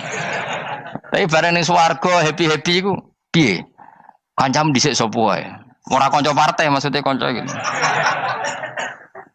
Ya dadi sok nang swarga musa-musamu delok. Jebule swargane sak dhuwurmu. Lane jogeman musa ya aku demen isin kowe sok ben. De musuh jebule swargane. Ndi musuhku sing wani aku betul. Terus jare kancamu teko, aku ning dhuwurmu. Ya jarak. Repot ya. Jadi terus kedua, peringatan dari Quran. Allah itu saking kudrohnya itu senengane ku gawe fitnah. Fitnah itu sesuatu yang enggak masuk akal. Jadi wong kafir utawa wong Islam piyambak iku kon iman sesuatu yang paradok. Iku kon ngimani ning neraka iku ana wit. Lah neraka iku panase ngono, ana wit. Mulane jare wong kafir Muhammad tambah suwe tambah waras. Mergo wong neraka iku makan sajaratus zakum. Mulane wong kafir tambah guyu Muhammad itu gak waras. Jare neraka banget panase, tapi di saat yang sama ngomong wit iso tumbuh. Mestinya neraka itu kan enggak ada pohon. Mulane Allah nate ngendikan wa ma ja'alna ru'yallati arainaka illa fitnatal linnas wasyajaratal mal'unata fil Qur'an. Jadi satu orang itu diuji disuruh ngimani Isra Mi'raj. Nabi yang tetap posisinya di Mekah diberitakan oleh Quran bahwa Nabi telah menembus langit Sabtu dalam lahdoh satu malam. Wong kafir malah guyu-guyu. Terus kedua ada pohon yang tumbuh di neraka. Mulane dawuh pangeran seperti wa ma ja'alna ru'yallati arainaka illa fitnatal linnas wasyajaratal mal'unata fil Qur'an. Jadi diuji. Yes ngono dunya kaya wong Islam sakniki niku. Yang mengklaim negara Islam tata kelolanya carut marut. Yang negara non Islam kadang tata kelolanya rapi. Sehingga seakan-akan kita ini salah. Ngurus dunia wae ra iso, mung ngurus akhirat. Tapi saya berharap sing dicibir iki sok ben mlebu swarga. Dadi iso dendam. Tapi nek mlebu neraka iku ora kober dendam. Mulane kula mboten gadah rencana mlebu neraka mboten gadah. Kula niku nggih pendendam dadi mangkalku ben kesampaian sampeyan nak teng pundi?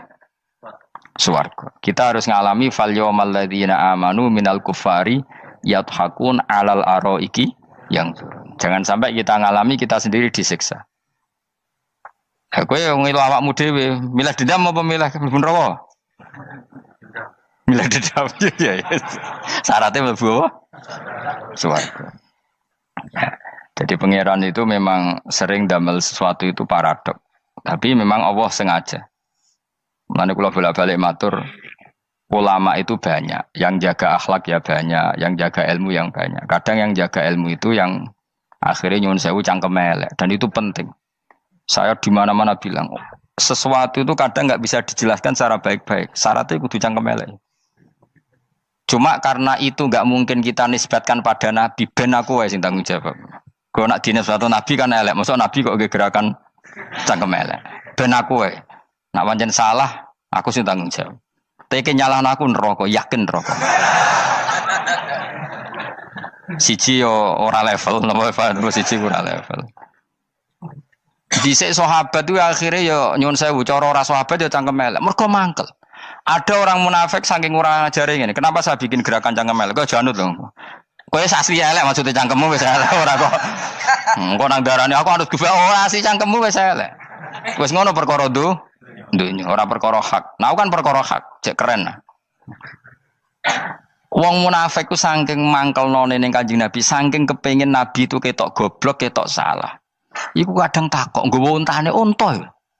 Takok, "Mat, untaku iki sing ngawini untane sapa? Kok anake kok ora kembar?" Terus ana sahabatmu sing cangkem elek koyo Ruhin. Tak pajangi aku. Kowe apa-apa? Dadi oleh muni ku nazautu alaiha, nazautu cara aku sing nyelingkuhi. Terus kowe apa-apa? Mergo gak trimo nabine dikei pertanyaan sing gak masuk akal. Paham? Begitu juga ketika mereka nyembah berhala Lata Uzza iku sing cangkem elek ya sahabat. Mergo Nabi ra pantes. Cangkem elek bicara, aku gek bengi pas sampe nyembah berhalaku. Jebule pas duyoi luwak. Aku mikir, mosok pangeran duwe luwak menengah iki apa-apaan? Dikencingi apa? Luwak. Ada lagi orang Bedui, orang munafik tanya, Muhammad, idda'aita annaka utiyal wahya. Kamu tuh mengklaim kamu dapat wahyu. Sekarang unta saya hilang. Lalu posisi unta saya di mana? Kamu idda'aital ghaib. Kamu mengklaim tahu barang ghaib. Sekarang unta saya di mana? Sahabat akhirnya kecangkem tak colong apa-apa pokoknya. Gak mana. Pokoknya butuhnya mangkel lo, bodoh mangkel lo nih. Mergo gak terima Nabi ini nggo pertanyaan-pertanyaan yang tidak mendidik, yang menyudutkan. Yang paling parah mau nazautu alaiha. Yo aku sing nyelunggi wae apa-apa. Nah sama misalnya orang kafir bilang orang Swiss lebih bahagia timbang orang Eropa, orang Ethiopia. Orang Eropa lebih bahagia ketimbang orang Syria. Kamu harus bilang, kata siapa? Coba ukur. Kita yang miskin, kita yang tidak menteri, kita yang tidak siapa-siapa. Andai kan ditimang kebahagiaan kita dengan menteri, tidak mesti kalah. Mereka juga punya atasan yang mengganggu kan. Kue jadi buruh majikan ya tersita oleh atasan. Menteri ya tersita oleh atasan. Kebebasannya ya ada yang tersita. Wayai pengen turu harus ngantor. Wayai kepengen mangan harus rapat. Kamu ya tersita pe mangan rakelar. Ya sesuai tersitanya macam-macam kan. Semua itu kita sama kok. Ada yang sesuatu yang kita tidak gesam, mereka juga sama ada sesuatu yang tidak. Ya. Sebenarnya pola hidup itu kan sama. Dan itu kadang-kadang yang jadi aman, kadang-kadang mau cangkem elek sing iso jawab. Tapi saya ulang lagi itu nggak mungkin kamu nisbatkan kepada Rasulullah karena Rasulullah itu ahsanan nasi khalqom. Tapi ulama ben tetep ngene iki. Sing kaliber lho ya. Sing kira-kira cangkem elek tetep keramat kok kula lah minimal koyo kula. Kulo nu cangkem elek tetep keramat. Kowe sopan ora keramat, ora ono ilmune kok. Entekno sopan ora ono pengaruh ya. Entekno sopan tetep keramat aku, yakin keramat aku. Baik sopan lah ya. Ora ono ilmune apa-apa. Sopan yo keliru, cangkem elek yo keliru, urip yo keliru, mati yo keliru, pokoke kadung keliru. Ana ulama diomongi, Pak Yai, kalau neraka itu, kalau setan dari api, kemudian setan disiksa api kan sejenis, susahnya apa? Kiai ini mangkel terus ngambil segenggam tanah di sawur ora ini. Loro yai, jari ke kota tanah, kena tanah kok loro. Nggak bisa seperti ini diberi penjelasan baik-baik kan. Setan itu kok geni Pak Yai, jari disiksa di neraka kan nggak apa-apa, sama-sama api. Kiai ini ngambil tanah sawur ora ini. Barang mau sakit Kiai, jari kota tanah, kena tanah kok sakit. Hanya jangan katakan kalau setan dari api kena api ndak sakit. Coba kamu kasih penjelasan baik-baik. Ngapunten nggih, umpami jenengan nggih. Ngapunten lho niki. Ngapunten lho nggih, umpami jenengan nggih. Ngapunten lho nggih. Kesuwen. Umpami jenengan kena tanah sepundi iki mboten napa-napa, kena tanah kula biasa. Kan kesuwen. Saya nak mbok sawuri raine. Terus keliliben. Padahal materi manusia dari tanah, ternyata kena tanah. Sakit. Makanya dendam itu penting, tapi tadi loh ya, bukan dalam konteks dunia, ning swarga. Allah iku wis gawe manusa iku duwe dengan tanda kutip dendam tadi. Dekne tetap gak terima. Orang yang dulu menghina saya iman, kemudian orang itu di surga gak terima. Makanya diberi hak untuk melihat bahwa temannya masuk neraka. Mulane fattala'a fara'ahu fi sawa'il jahim. Kemudian temannya dilihat, kemudian temannya di neraka. Dan belum berhenti dendamnya di sini. Dia ini ngomel-ngomel, tawahi ingkit talaturdin. Kamu kan yang hampir saja menyesatkan saya. Jadi wong swarga nak ra ngomel ya ora lega. Ayo milih swarga apa milih dendam? Dendam. Jadi mulane ngaji ben kero, dadi ben lega apa? Dadi kowe kudu dendam kan. Kowe wong suga-suga kudu dendam. Jute gak dhisik suga, saiki suga aku jebule sing mbok dendami swargane sak dhuwur. Pancet wong suga menangan. Jadi kudu jelas ya. Jadi kenapa saya bilang cangkemel? Karena tadi dulu sahabat itu kadang kesulitan nanggepi komentare wong-wong munafik. Karena tadi itu Nabi itu, sampai nak roh ceritanya Nabi dari sisi yang baik-baik saja. Maksudnya baik-baik itu sahabat merawakan Nabi. Wong munafik nak takok aneh-aneh. Ya Muhammad, onta aku iku rondo ireng kok anake rondo ngene iku sing majangi sapa jare sahabat? Aku apa? Wong urusan nonton kok ditakokno ora. Dadi niate nglecehno nabi, nabi takoki urusan. Lah kula misale kiai, alim alamah tukang maca jalan takoki, "Gus, dari rukin kula gak ada kucing, Gus." Niku rupane kok beda-beda nu sing majangi kucing putih, Gus. Aku kan ngenyek wong. Kiai ditakoki urusan perselingkuhane apa? Kucing. Bukan nabi dikono mesti sahabat aku, terus kabeh apa? Ono sing ontane hilang Muhammad, kamu mengklaim tahu barang gaib. Lalu onta saya sekarang hilang di mana? Itu saya sahabat tak jupuk. Maksudnya sahabat tadi agak nyolong mangkel wae. Cara aku zaman sahabat kok menangi Nabi. Sing ilang ontamu, Nabi mbok takoki. Wong kowe sing dionto ora iso njogo malah Nabi wong liya mbok takoki. Cok goblok. Enggak mungkin seperti ini kita baik-baik saja. Jajal misalnya ke sopan, ngapunten nggih, Nabi sukani hak mikir ya. Malah kumo luhur kan? Nabi kasih waktu untuk meditasi. Kan malah gak kasil sopan ngene iki. Unta-untamu dhek takono Nabi lah wis ora melok di dunya kan lebih gampang. Gampang di cangkem elek cangkem apik. Jawab. Gampang cangkem elek. Makanya dulu mulai sahabat ada sahabat kayak Umar, kayak Khalid bin Walid gue jagani wong sing ngene iki. Masyhur. Ana munafik nek takok, "Muhammad, kamu betul Mi'raj?" "Iya." Sayyidina Ali diparani takok ya. "Ali, sikile mangkat sitok diangkat. Angkat loro-loro ora iso. Ngono jare kancamu iso." Mergo artine terbang kan kakinya terangkat semua. Sayyidina Ali karena wong pinter nganggep iku guyu tok Sayyidina Ali. Bareng takok Umar, kan dekne kepengen mengalahkan Nabi dan mengalahkan Ali. Terakhir ning Umar. "Mar, kowe iso ngangkat sikilem sitok." "Teni." Pekno pedang mbek Umar. Kewani iki. Ngono ku ora iso diadepi api-apian. Kok Umar wis ngerti iki ora kena diterangno mbek akal. Makanya saya punya rencana, umpama aku menangi Nabi, itu sangat melek. Nabi ra usah ben tetap ahsana nasi kholqom. Nabi kita selamatkan supaya tetap steril. Masyhur kan, jadi ada orang Yahudi itu membawa kambing mati kan. Wedhus lu mati. "Ya Muhammad, kambing yang mati ini yang bunuh siapa?" Karena Nabi orang tauhid ya Allah. Yang bunuh kambing mati itu Allah. Agamamu ini aneh Muhammad. Yang dibunuh Allah langsung orisinil haram, yang lewat tangan-tangan jahil manusia halal. Itu sing disebut wa kadzalika ja'alna likulli nabiyyin aduwan syayatinal insi wal jin yuhi ba'dhum la ba'din zukhrufal qauli ghurur. Coba cara aku menangi Nabi. Kan nak cara medis kan jelas ya, kan tentu sehat yang disembelih karena darahnya keluar. Tapi mereka ngomong wong orisinil dibunuh wong langsung kok malah haram yang dibunuh manusia. Ini aneh mata agama. Cara aku menangi zaman Nabi, yo no pangan dhewe ngono kowe sing gampang dikira-kira. Tapi ora aja Nabi lho sing ngendikan. Kowe wae sing penggemar Nabi. Kancang kemelek pantes selain bakat yo ora bakal dadi nabi wis. Ya kowe nak muni halal yo pangan tekno. Kan dekne muni halal kan? Ya wis entekno. Ben do mangan apa, Bah? Badang.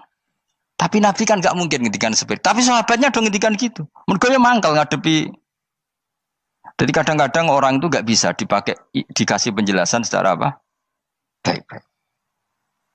Ya tapi tadi saya ulang lagi, kita kudu tetap nyelametno Kanjeng Nabi. Yes, mulane ulama itu keras masalah bab ngadepi wong fasik itu keras.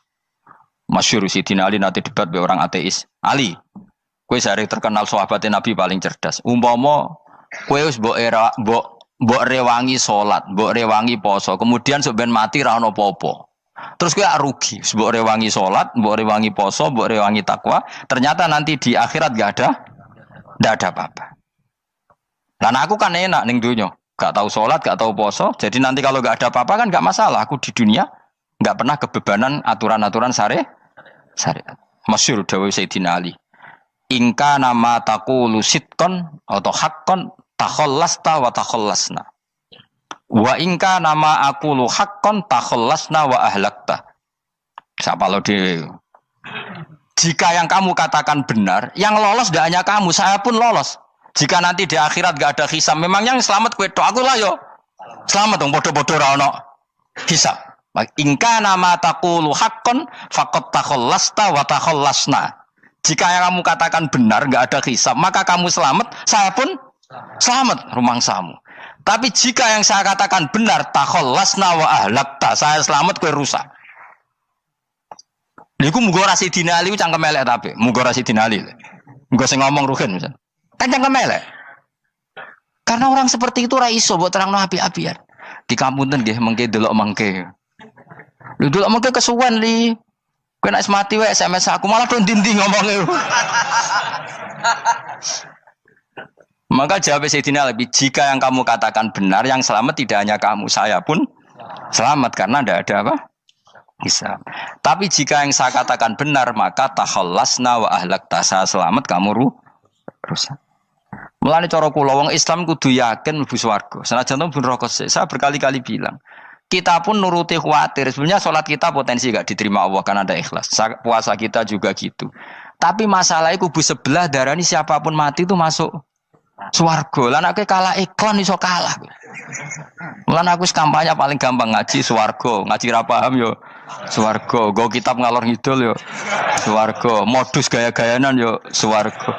Ngaji mergo mangkel bojo yo swarga. Ngaji nglalekno utang yo swarga. Oh, apa kubu sebelah wae swarga terus bosok kene sing iman kok. Swarga. Soal akhir ki mlebu neraka tak kandhani wis enteni sik sabar.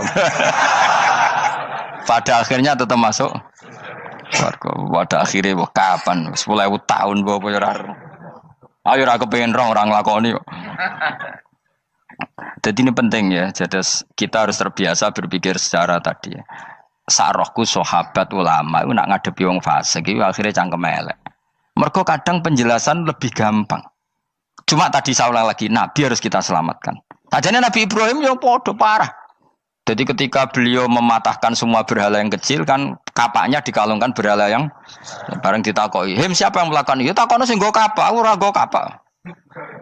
Jare ketuane wong kafir, utekem lho hem wong karwan berhala ora bukan nakoki, ora karwan iso ngomong, bukan nakoki. Lah utekem ning ndi karwan ora ngomong mbok sembah. Asline berhubung Nabi Ibrahim darane ngendikan, lah sing nyora aku. Lah yo muga iku ora nabi, iku cangkem elek ta cangkem apik. Muga ora nabi lho. Mergo Nabi Ibrahim utekem lho, mu karwan berhala watu kok kon nako. Jare Ibrahim utekem tak kok karwan watu kok mbok sembah. Iso diterangno api-apian. Ngapunten nggih. Ngapunten sanget niki niku. Kesuwen yakin kesuwen. Lah cuma ke mari siko Nabi ku ya iku netok sing cangkem elek iku. Tapi ora demi hak, demi hadun. Nah iku sing mari elek. Apa logikanya? Saiki musuh dhisik musuh saiki gabung kuwi ku barang-barang donya kok mbok soal. Nyoalu barang akhirat itu keren apa? Apa susahe ning donya nggo sujud, apa susahe ning donya nggo ibadah iku keren. Nyoal kok trimo. Dhisik musuhan kok saiki rukun ben donya kok mbok soal ben wis jegeman santriku ngono sini aku. Ciri utama wong apik nyebalakno barang donya, tapi nek akhirat seri. Kayak aku mestine paten soalku wis ngaji jalalan kok gak dadi wali ku maksudku piye? Tak ulang mulai 2005 kok ora alim maksud. Tapi kita wari jawaban tawaduk semua. Ya tak wari jawaban apa? Karena kita ndak ingin nyaingi guru apalagi melangkai. Ya tak warai ya. Jadi sajane kula saged alim Gus, tapi mboten sae nglangkai guru. Mulane kula nyuwun pangeran tetep bodho kersane. Kersane tetap sopan, tidak ngelangkai. Setuju ya? Jadi soalnya nggak takoki. 2005 loh kan kayaknya 2005. Berarti seberang tahun? 14 tahun. Tak takoki dadi mubalek yo ora, khotib yo ora. Krungu kabar Ruhin Wali yo ora. Nuruti kecewa. Tapi setelah ada jawaban tawaduk ya soleh. Memang enggak baik. Murid nyalip guru itu enggak baik. Ya ora apik, ora iso ya ora ros pokoke. Jelas gitu. Terus niki bukti orang soleh itu boleh berteman orang macam-macam. Bernya ini ahlul jannah bercerita dulu punya teman ateis. Jelas gitu. Yang teman itu mengingkari adanya hari kebang. Tapi nyatanya orang soleh ini tetap masuk surga. Artinya apa? Pertemanan di dunia sama orang ateis ini tidak menghalangi dia masuk surga. Tentu ya sebatas pertemanan. Ora konco golek demenan iku ora jenenge konco iku. Maksudnya berteman mungkin satu kantor atau ditakdir tetangga atau ditakdir apa. Tentu tidak ngikuti apa kemaksiatannya, tapi tetap berteman. Karena istilahnya ini kanali korin, saya punya teman sohibun yungkirul ba'sa, saya punya teman yang mengingkari hari kebangkitan, yang teman itu setiap kali ketemu saya mencibir saya, inna kalaminal musad dikin aidza mitna wa kunna turaba wa idzaman inna lamadi madinun. Teman saya itu selalu mencibir, masa kita nanti dibangkitkan lagi padahal kita sudah jadi debu dan jadi tulang belulang. Lalu teman saya ini nasibnya gimana? Bersama Allah dipertontonkan, contohnya teman itu masuk neraka. Intinya apa? Orang soleh ini ketika di dunia punya teman orang tidak soleh, dan itu tidak disalahkan Allah. Tetap dia ahlil jannah, dan temannya karena salah tetap ahlin. Nah, hanya gak ada cerita terus berhubungi kancamu, kowe mlebu neraka ndak. Makanya kita rileks saja di Indonesia. Kancanan tonggong macam-macam tenang aja. Sementing alaikum anfusakum la yadurrukum man dhalla idza tadaitum. Yang penting jaga diri kamu sendiri, dan setelah diri kamu terjaga tidak masalah orang sekeliling kamu sesat. Ya ayyuhalladzina amanu alaikum anfusakum la yadurrukum man dhalla idza tadaitum. Jaga diri kamu, kualitas hidayat kamu jaga, kualitas kebaikan kamu jaga. Setelah semuanya terjaga tidak masalah orang sekeliling kamu sesat. Ya kayak teman ini, dia punya teman ateis tapi dia tetap islami, dia konsisten dalam mempertahankan iman, ternyata dia tetap ahlil jannah, padahal punya teman ateis. Jelas ya, terus niki supaya clear bahwa karena kita di dunia mesti berteman orang macam-macam. Apalagi semenjak saya dari Korea itu melihat orang Islam ingin bikin masjid, padahal bosnya orang ateis, teman kerjanya orang ateis. Tapi mereka nyatanya imannya tidak goyah. Mereka ingin bikin masjid, urunan bikin masjid, padahal temannya apa? Ateis. Dan itu nggak masalah. Nanti kalau itu soleh terus sampai di surga, golek bosku saya gini di. Iku nara ketemu ya ora lega. Jadi manusia itu masuk sini swarga, nak gak ketemu rivale. Jadi sebenarnya, nak rival politik, nggak tahu saya itu, nggak ada ayatnya, nggak ada penjelasannya di Quran ini. Dan tidak perlu menjelaskan barang dunia terang non Quran kemuliaan. Buat kalau terus nang sampai budi. Ka'annahu fa'amal terus budi. Innahum alfau aba'ahum dolin. Innahum sa'atamne kufar iku alfau podo metu'i sapa kufar wajadu. Tegese metu'i sapa kufar aba'ahum ing bapak-bapak kufar dipetu'i dolina khalik sesat kabeh. Nah, mereka itu menjadi kafir karena punya tradisi bapak-bapaknya ya kafir. Terus setelah bapak-bapaknya kafir fahum mongko te wong akeh ala asarihi ing atase jejak-jejak bapak-bapak wong akeh yurauna iku anut kabeh. Mereka punya bapak-bapak kafir dan kekafiran itu diikuti oleh mereka. Ya sajuna tegese padha ngikuti sapa wong akeh latibaihim maring anut ning abaihim. Fa yasrauna mongko gegancangan to sapa wong akeh ilahi maring ittibail aba. Maksudnya gini, kalau tahu senior kita sesat ya jangan ikut. Mereka enggak, bapaknya sesat nyembah batu, nyembah makhluk. Mereka ikut menyembah batu, menyembah makhluk. Harusnya kalau salah kan enggak perlu apa diikuti. Jadi kesalahan itu ya kadang ikuti tradisi. Tapi ya tradisi yang seperti itu, kalau tradisi yang baik ya harus diikuti. Walakotelan teman-teman sesat kau belum sedurunge iki generasi sopo aktsarul awalin. Sopo aki-aki wong dhisik. Minal umami sing pira-pira umat almadiyati kang wis kliwat. Walakot arsalan teman-teman ngutus ingsun fi dalam kabeh mungtirina ing sing meringatno kabeh minar rusuli sang pira-pira rusul mukhawifina tur ngekeki peringatan kabeh fangzur mongko angen-angen sira kaifa kana kaya apa ana apa akibatul mudzarin apa akibate wong sing dikei peringatan ayil kafirin tegese wong kafir kabeh ai akibatuhum tegese uta akibate kabeh akhir dari perjalanan mereka wa aladabu siksa. Orang yang tidak iman pasti akhir perjalanannya siksa. Senajan to ning donya mereka ngelola dunia lebih baik ketimbang kita, kehidupan dunianya lebih baik ketimbang kita. Intine kowe aja sampai kalah donya kalah akhirat. Awas kene. Kalah donya aja sampai sini-sini wong. Sing go jalalan jebule kalah donya. Gunane apa nggo konsep jalalan ngalor gitu. Tutulisi jalalan kalah di dunia menang akhirat. Jebule kalah pisan. Innalillahi wa inna ilaihi raji'un. Awas ke sebenarnya swarga sini-sini wong. Illa ibadah wahi kecuali pira-pira kaulian Allah al-mukhlasina kang ikhlas kabeh, al-mukminina kang mukmin kabeh. Fa innahu mongko satuna ibadu wa al-mukhlasin utawa al-mukhlasin iku najau. Iku selamat sapa kabeh minal adabi sanging siksa. Li ikhlasihim krana ikhlase wong akeh fil ibadati ing ibadah. Nak kira iki ta apa? Illa ibadah wahi mukhlasin sami nggih. Fathah. Kira iki ta napa? Lame fathah. Illa ibadah wahi mukhlasin iki. Tapi ana sing kira mukhlisin mukhlasin kira iki to. Hah? Ora lha jeng nang Quran. Mukhlas. Auli anna wa ta satemne wa ta'ala akhlas nyelametno sapa mikhlasno sapa ing kabeh lah krana ikilah amal ala qiraati fathil lam ing atase wacanan maca lam. Dadi qiraah itu ada illa ibadah wahil mukhlisin, ada illa ibadah wahil mukhlasin. Jadi memang dua qiraah.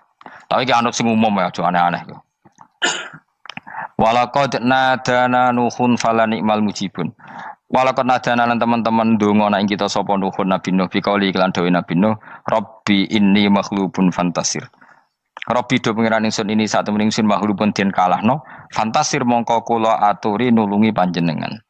Fala ni'mal mujibun, mongko iku banget nikmate sapa al mujibun, sapa zat sing nyembadani lagu maring Nuh nahnu te kita. Aida'ana ala qaumi. Maksudnya Nabi Nuh ketika tertekan oleh kaumnya, kemudian Nabi Nuh berdoa kepada saya.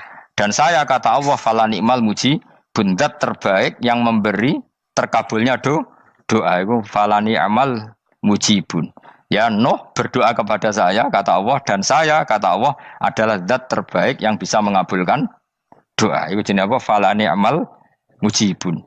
Eda ana tekse donga sapa Nuh nak ing kita ala qaumihi ing atase kaum Nabi Nuh fa ahlaknahum mongko ngrusak ingsun ing kaum Nabi Nuh bil gharaqi kelawan tenggelam. Jadi kowe nak mangkel mbek wong-wong sing ora iman iku pilihane iku kowe parek pangeran. Nak parek pangeran nak sing ora iman dikalahno pangeran. Kowe ora usah dadi ekstremis, malah ribet dhewe. Pasrahno napa pangeran. Lah nek kira wali ora mandi-mandi, ora mandi ya wis. Sementing kowe ning donya bernegara secara sehat, gak perlu dadi napa? Teroris, gak perlu dadi napa ekstremis. Karena Nabi Nuh ketika mangkel mbek kaume, Nabi Nuh ngebom mereka apa matur pangeran? Matur pangeran, kemudian pangeran sendiri yang ngambil napa tindakan. Kowe yo ngono mbek musuh-musuhmu sing hasud mbek kowe. Tapi mbah kok nang pangeran malah bela kono. Lah kadang musuhmu luwih bener timbang kono ya. Timbang kowe. Kono kerja keras sugih. Terus duwarani kowe sekere turu. Terus mbok pasutno jebule pangeran bener. Kok kowe pemalas. Kono bekerja keras. Ya mbah nang ngono. Lan jegeman di musuh wong saleh. Mergo nak maksudno malah balik ning kowe. Di musuh sing ra saleh dadi menang kowe. Nak padha ra saleh ya mbah ra jelas. Fa ahlaknahum mongko ngrusak ingsun hum ing kaum Nabi Nuh bil gharaqi kelawan apa tenggel. Sing jelas nabi-nabi dulu nak kecewa ambek musuhe iku mature teng pangeran. Mboten kalau perang itu beda loh. Nabi kalau perang dia perang di arena perang di Badar, di Uhud. Jadi janjian terus duel. Ora kok musuhe turu terus di sebelah mboten enten ngono. Ya kalau mau perang ya janjian. Jadi fair. Mereka nantang Nabi, tentu kan tidak baik kalau kebenaran ditantang kebatilan tidak berat. Terus akhirnya ya duel ini wow. Tidak. Yang jelas perang itu tidak sepihak. Makanya bahasa Arabnya takotul, saling perang. Jadi wazan kalau dalam nahwu itu dalam sorof itu qatala itu wazannya musyarakah. Musyarakah itu saling merang, saling nyerang. Jadi enggak boleh sepihak. Makanya janjian oke, mau iduna badrun. Perjanjian kita ketemu di apa? Badar terus ketemu. Ora kok limbe-limbenan niku mboten. Memang tarung. Jadi keren. Sing kalah ya keren, sing menang ya keren. Mergo corong Jawa wani adep. Mboten nyulik niku mboten. Sehingga disebut muqatalah atau napa kital. Masdarnya itu qatala yuqatilu muqatalatan. Malah latihan sorab lah jong. Karena syarat mufassir itu harus ahli napa? Sorab. Wa najainahu lan nyelametno ingsun ing Nabi Nuh wa alahu lan keluargane Nabi minal karfil azim saking banjir sing gedhe. Ail gharqi tegese selamat sangka tenggelam. Wa ja'alna lan gawe ingsun zuriyata yang anak turun Nabi Nuhum al-bakin. Fanasu mongko te manusa kuluhum kabeh nasiku minasli saking turun Nabi Nuh alaihis salam. Makanya jenengan yang syukur. Jadi turunan yang sekarang itu sudah steril. Saya ulang lagi. Kamu ini sudah turunan yang steril. Tidak ada bapak yang kafir. Yo kowe kabeh sing ngaji Jalalain iki. Kowe kabeh. Ini mbah-mbah kamu sudah apa? Steril. Karena manusia pertama Nabi Adam, terus Nabi Adam seterusnya itu masih ada yang kafir macam-macam. Era Nabi Nuh ini bapak kedua. Sing kafir tenggelam kabeh, terus ada orang 80 semuanya mukmin. Makanya kita-kita yang sekarang itu istilahnya Allah dzurriyyataman hamalna ma'nuh. Kita ini turunan orang yang diangkat di perahunya Nabi Nuh. Makanya manusia pertama dari Nabi Adam, terus itu masih macam-macam. Era setelah Nabi Nuh sudah steril, gak ada lagi yang apa? Kafir. Umpama babamu ana sing kafir meneh, iku ya kafir sing ora asli. Sehingga engkau ya langkai wae. Mesti aja anggap langkai wae. Terus melok mbah sing napa? Sing mukmin. Ya jelas ya, fannasu kulluhum min naslihi alaihis salam. Jadi setelah periode banjir itu semua manusia itu sudah turunan Nabi Nuh dan pas itu sudah steril semuanya apa? Mukmin. Ya orang 80 semuanya orang apa? Nah, setelah itu ada lagi yang kafir. Lah aku ora roh iku sing dadi mbahmu ta ora roh. Ya ora perlu roh kowe. Mulane ora apal nasab penting kanggo biasa ben ora roh. Tadi fanasu mongko te manusa kulo mis kabeh nas iku minasli saking turunan Nabi Nuh alaihi salam. Bakana lan ana iku lahu kedene sapa salah satu awaladin sapa telu pira-pira anak Sam. Pertama Sam wa Abul Arab wa Faris wa Rum wa Ham wa Abu Sudan. Sing Hamu Abu Sudan, bapake wong napa? Sudan. Wa Yafas, ana sing maca Yafis. Yafas Abu Turki, bapake wong pundi? Wal Khazar, wa Ya'jud wa Ma'jud wa Magunalika. Mbah kowe minduane sing tira babamu sing Abul Arab ira ngembek sek. Persi kita ya kurang ganteng. Rom kira turu ora wong Itali. Kowe turu nanti. Ham iku paling Abu Sudan wong ireng-ireng. Paling iku. Wis ben ngono, ben wis. Wa tarakna alaihi fil akhirin. Wa tarakna lan nyisano ingsun apa koina tegese nyisano ingsun ali ngatasin Nuh tak sisano sanaan khalid dadi pangaleman hasanan kang apik fil akhirin ing dalem periode-periode sing akhir. Minal anbiya sing pira-pira nabi wal umami lan pira-pira umat ila yaumil kiamat itu maka maring dina kiamat. Nuh jejak-jejak kebaikannya akan saya maklumatkan kebaikannya sampai ila yaumil kiamat. Mulane ra ono barokah kados ngaji, jenengan kudu syukur ngaji. Misalnya Nabi Nuh dititahno Allah akan dipuji ila yaumil kiamah. Yang muji siapa kalau enggak kita-kita ini? Barokahnya ngaji, kita tahu kehebatan Nabi Nuh, kita tahu sejarahnya Nabi. Berarti yang muji Nabi Nuh siapa? Ya kita-kita ini yang ngaji. Andai kan tidak ada yang ngaji, orang tahu enggak tentang Nuh? Enggak tahu kan? Makanya banyak wali yang enggak suka doa. Bukan karena anti doa enggak, katanya saya yang didoakan para yang sudah meninggal. Karena yang sudah meninggal itu sangat mencintai kita. Lan kula itu termasuk ulama sing jarang ndonga. Nggih ndonga tapi jarang banget. Ora koyo kowe men ndonga ora tau mandi. Kula nu jarang ndonga karena dawuh Kanjeng Nabi, siapapun yang menghidup-hidupkan sunahku otomatis layak mendapat doaku. Dawuh Nabi masyhur, ala khulafai rahmatullah. Siapapun yang mengganti saya berhak dapat rahmatnya Allah. Manhum ya Rasulullah. Siapa itu? Alladzina yuhyuna ma amatahun nas min sunnati, orang yang menghidup-hidupkan sunnahku yang sudah mati. Coba Nabi Nuh sekarang dapat titah dipuji di dunia ila yaumil. Yang muji siapa coba? Kita-kita kan. Karena kita menerangkan sejarah Nabi Nuh bahwa beliau adai ila Allah, beliau konsisten berjuang ila tauhid. Coba kalau tidak ada orang ngaji, siapa yang tahu Nabi Nuh? Man huwa, siapa dia? Kan tidak ada yang peduli. Itu kayak kasus Musaddiq dulu. Katanya Musaddiq kan punya pengaruh 40.000 orang yang ngakui Musaddiq itu Nabi. Ternyata itu keliru, itu hoax. Saya termasuk orang yang menanyai kenapa mereka menabikan Musaddiq. Tak tanya, kenapa kamu percaya Musaddiq Nabi? Memangnya kenapa kalau dia Nabi? Ya, kamu tahu Nabi apa? Nabi itu apa? Tidak tahu. Biar gitu sih. Makanya saya itu menyayangkan ada berita. Sebenarnya yang mereka mengatakan Musaddiq Nabi itu tidak tahu Nabi apa itu tidak tahu. Cuma mereka percaya demokrasi. Kalau dia ngaku Nabi susahnya apa sih? Pikirannya itu. Susahnya apa kalau dia Nabi? Lah kamu tahu Nabi apa? Enggak tahu jadi. Repot kan?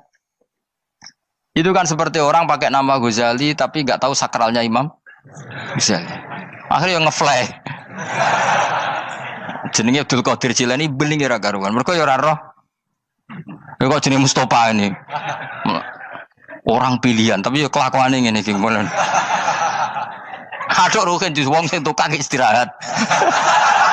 Dadi maknane Mas Ruhin wong sing seneng. Mulane turu. Jadi saroha maknane istirahat.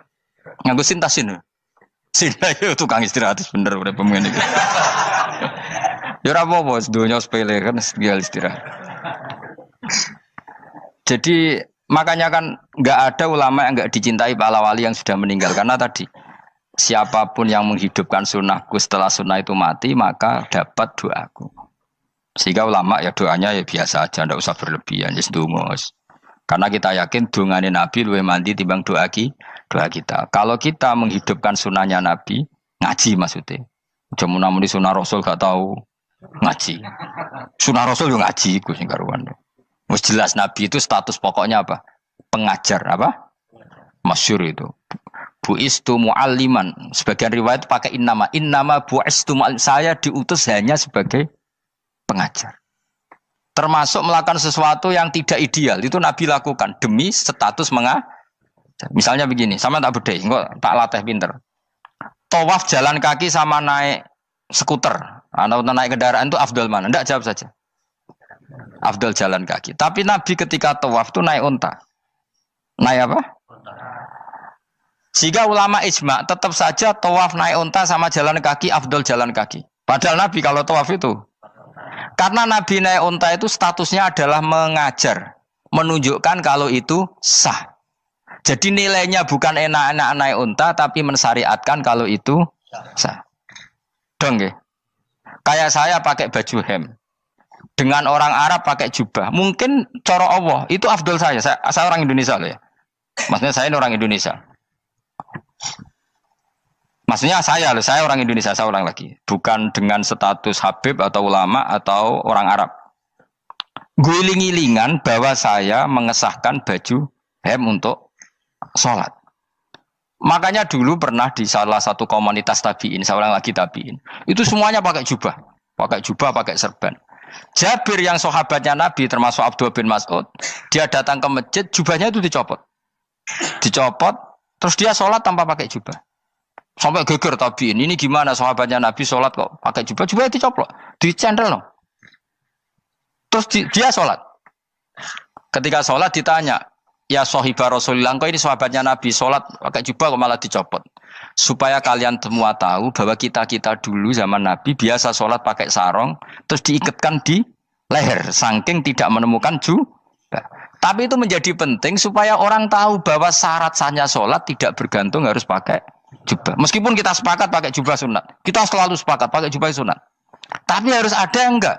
Kalau semua kiai pakai jubah, nanti satpam harus pakai, supir harus pakai. Karena kalau mau sholat jadi bingung. Ini barokahnya Jabir, orang tahu ternyata sholat itu yang paling pokok adalah nutupi aurat. Sama Rasulullah itu kadang tidak melakukan ibadah kelas paling afdol. Kayak tadi beliau tawaf naik unta. Tapi itu menjadi afdol karena nilainya mengajarkan bahwa itu sah. Paham gitu? Terus beda. Perilaku sama pengajaran itu beda. Rasulullah itu gak mungkin sholat lupa. Tapi Nabi pernah lupa. Andai kan Nabi tidak pernah lupa, kita tidak tahu caranya kalau sholat masyhur itu. Nabi pernah sholat hanya 2 rakaat. Terus beliau akan pulang. Terus sahabat diam semua karena mereka punya adab. Terus ada orang yang agak bedui. Aku sirati sholatu amnasita ya Rasulullah. Ini sholat model qashar apa memang kau lupa?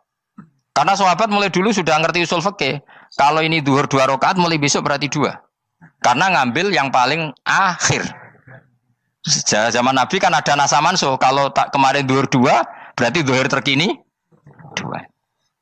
Terus Nabi balik lagi ke majelis, mengkonfirmasi ahakun maqalahu Dzulyaden, apa yang dikatakan Dzulyaden tadi benar. Iya ya Rasulullah, engkau tadi sholat hanya 2. Terus Nabi takbir menambahi 2 rakaat. Artinya apa? Kalau kamu lupa itu tidak harus mengulang dari awal, cukup bina meneruskan.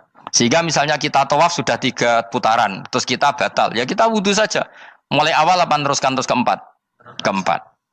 Coba kalau Nabi gak pernah salah seperti itu, kita tidak tahu cara ngelola kesalahan.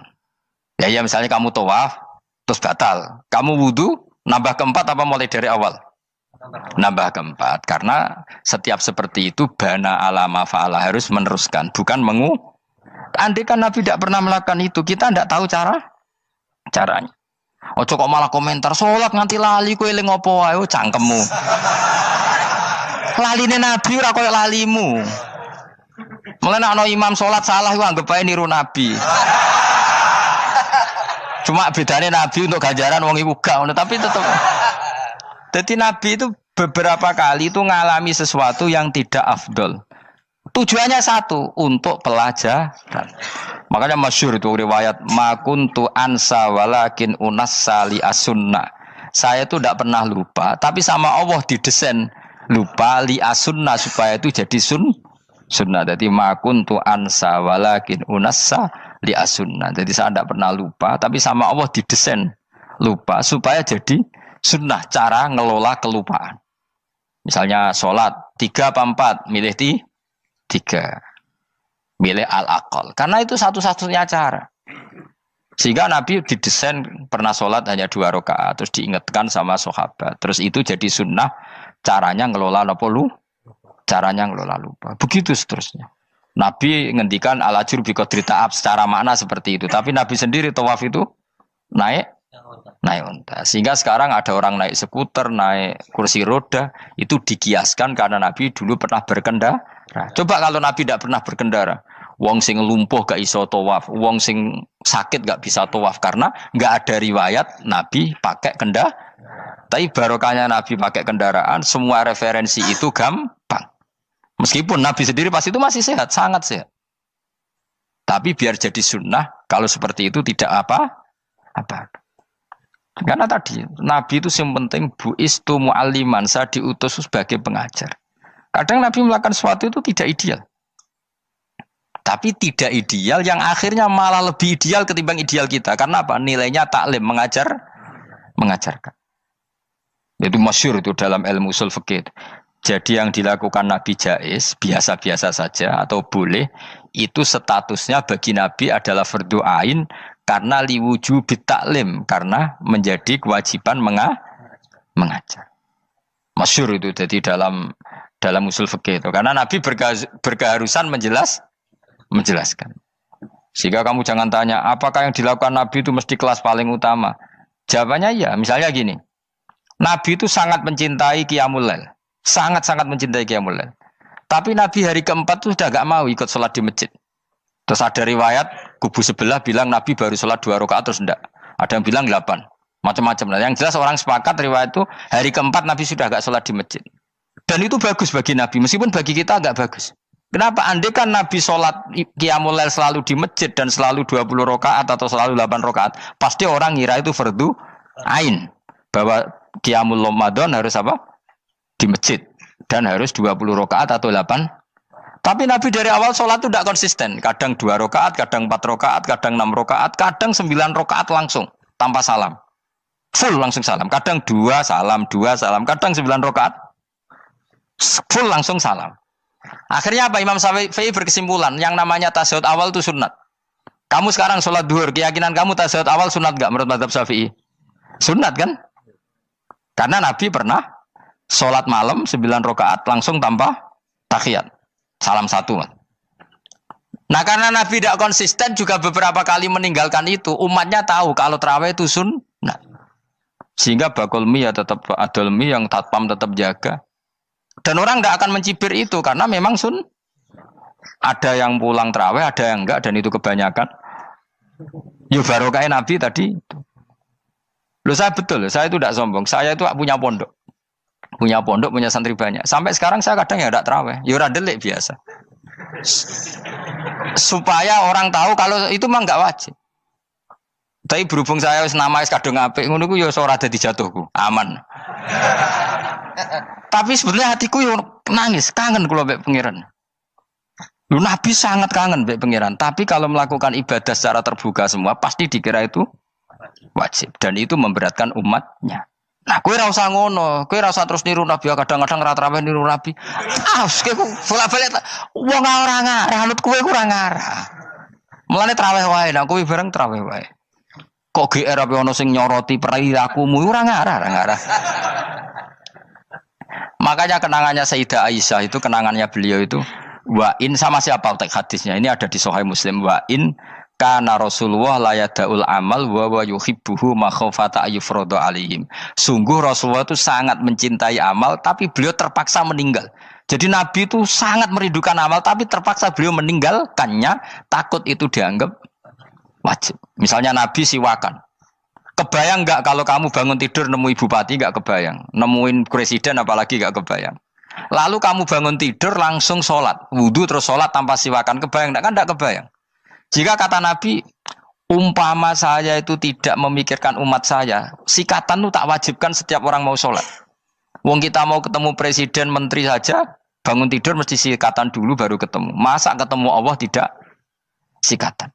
Artinya Nabi itu nggak kebayang, nggak pakai siwak itu nggak kebayang, karena mau sowan pangeran.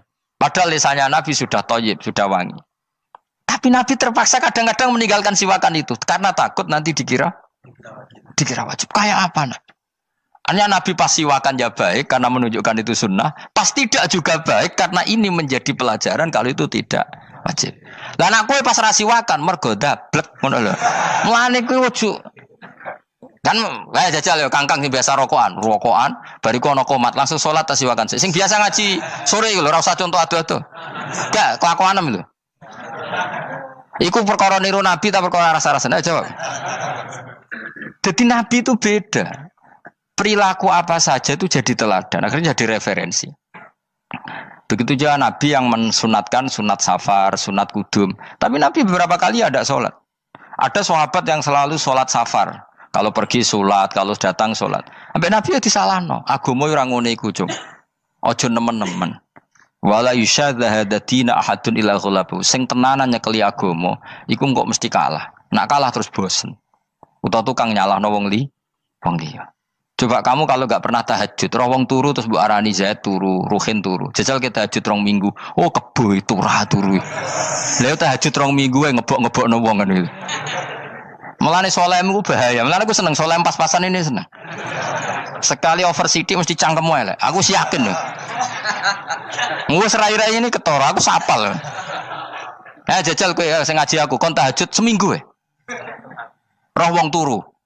Ngorok pisan. Oh ning donya pisan turu kebo. Padahal lagi rong. Kayak apa kalau kita tahajud setahun? Mulane orang ngekeki rezeki kita tahajud wis diangen-angen iku kira-kira oh bahaya aja iki nak tahajud.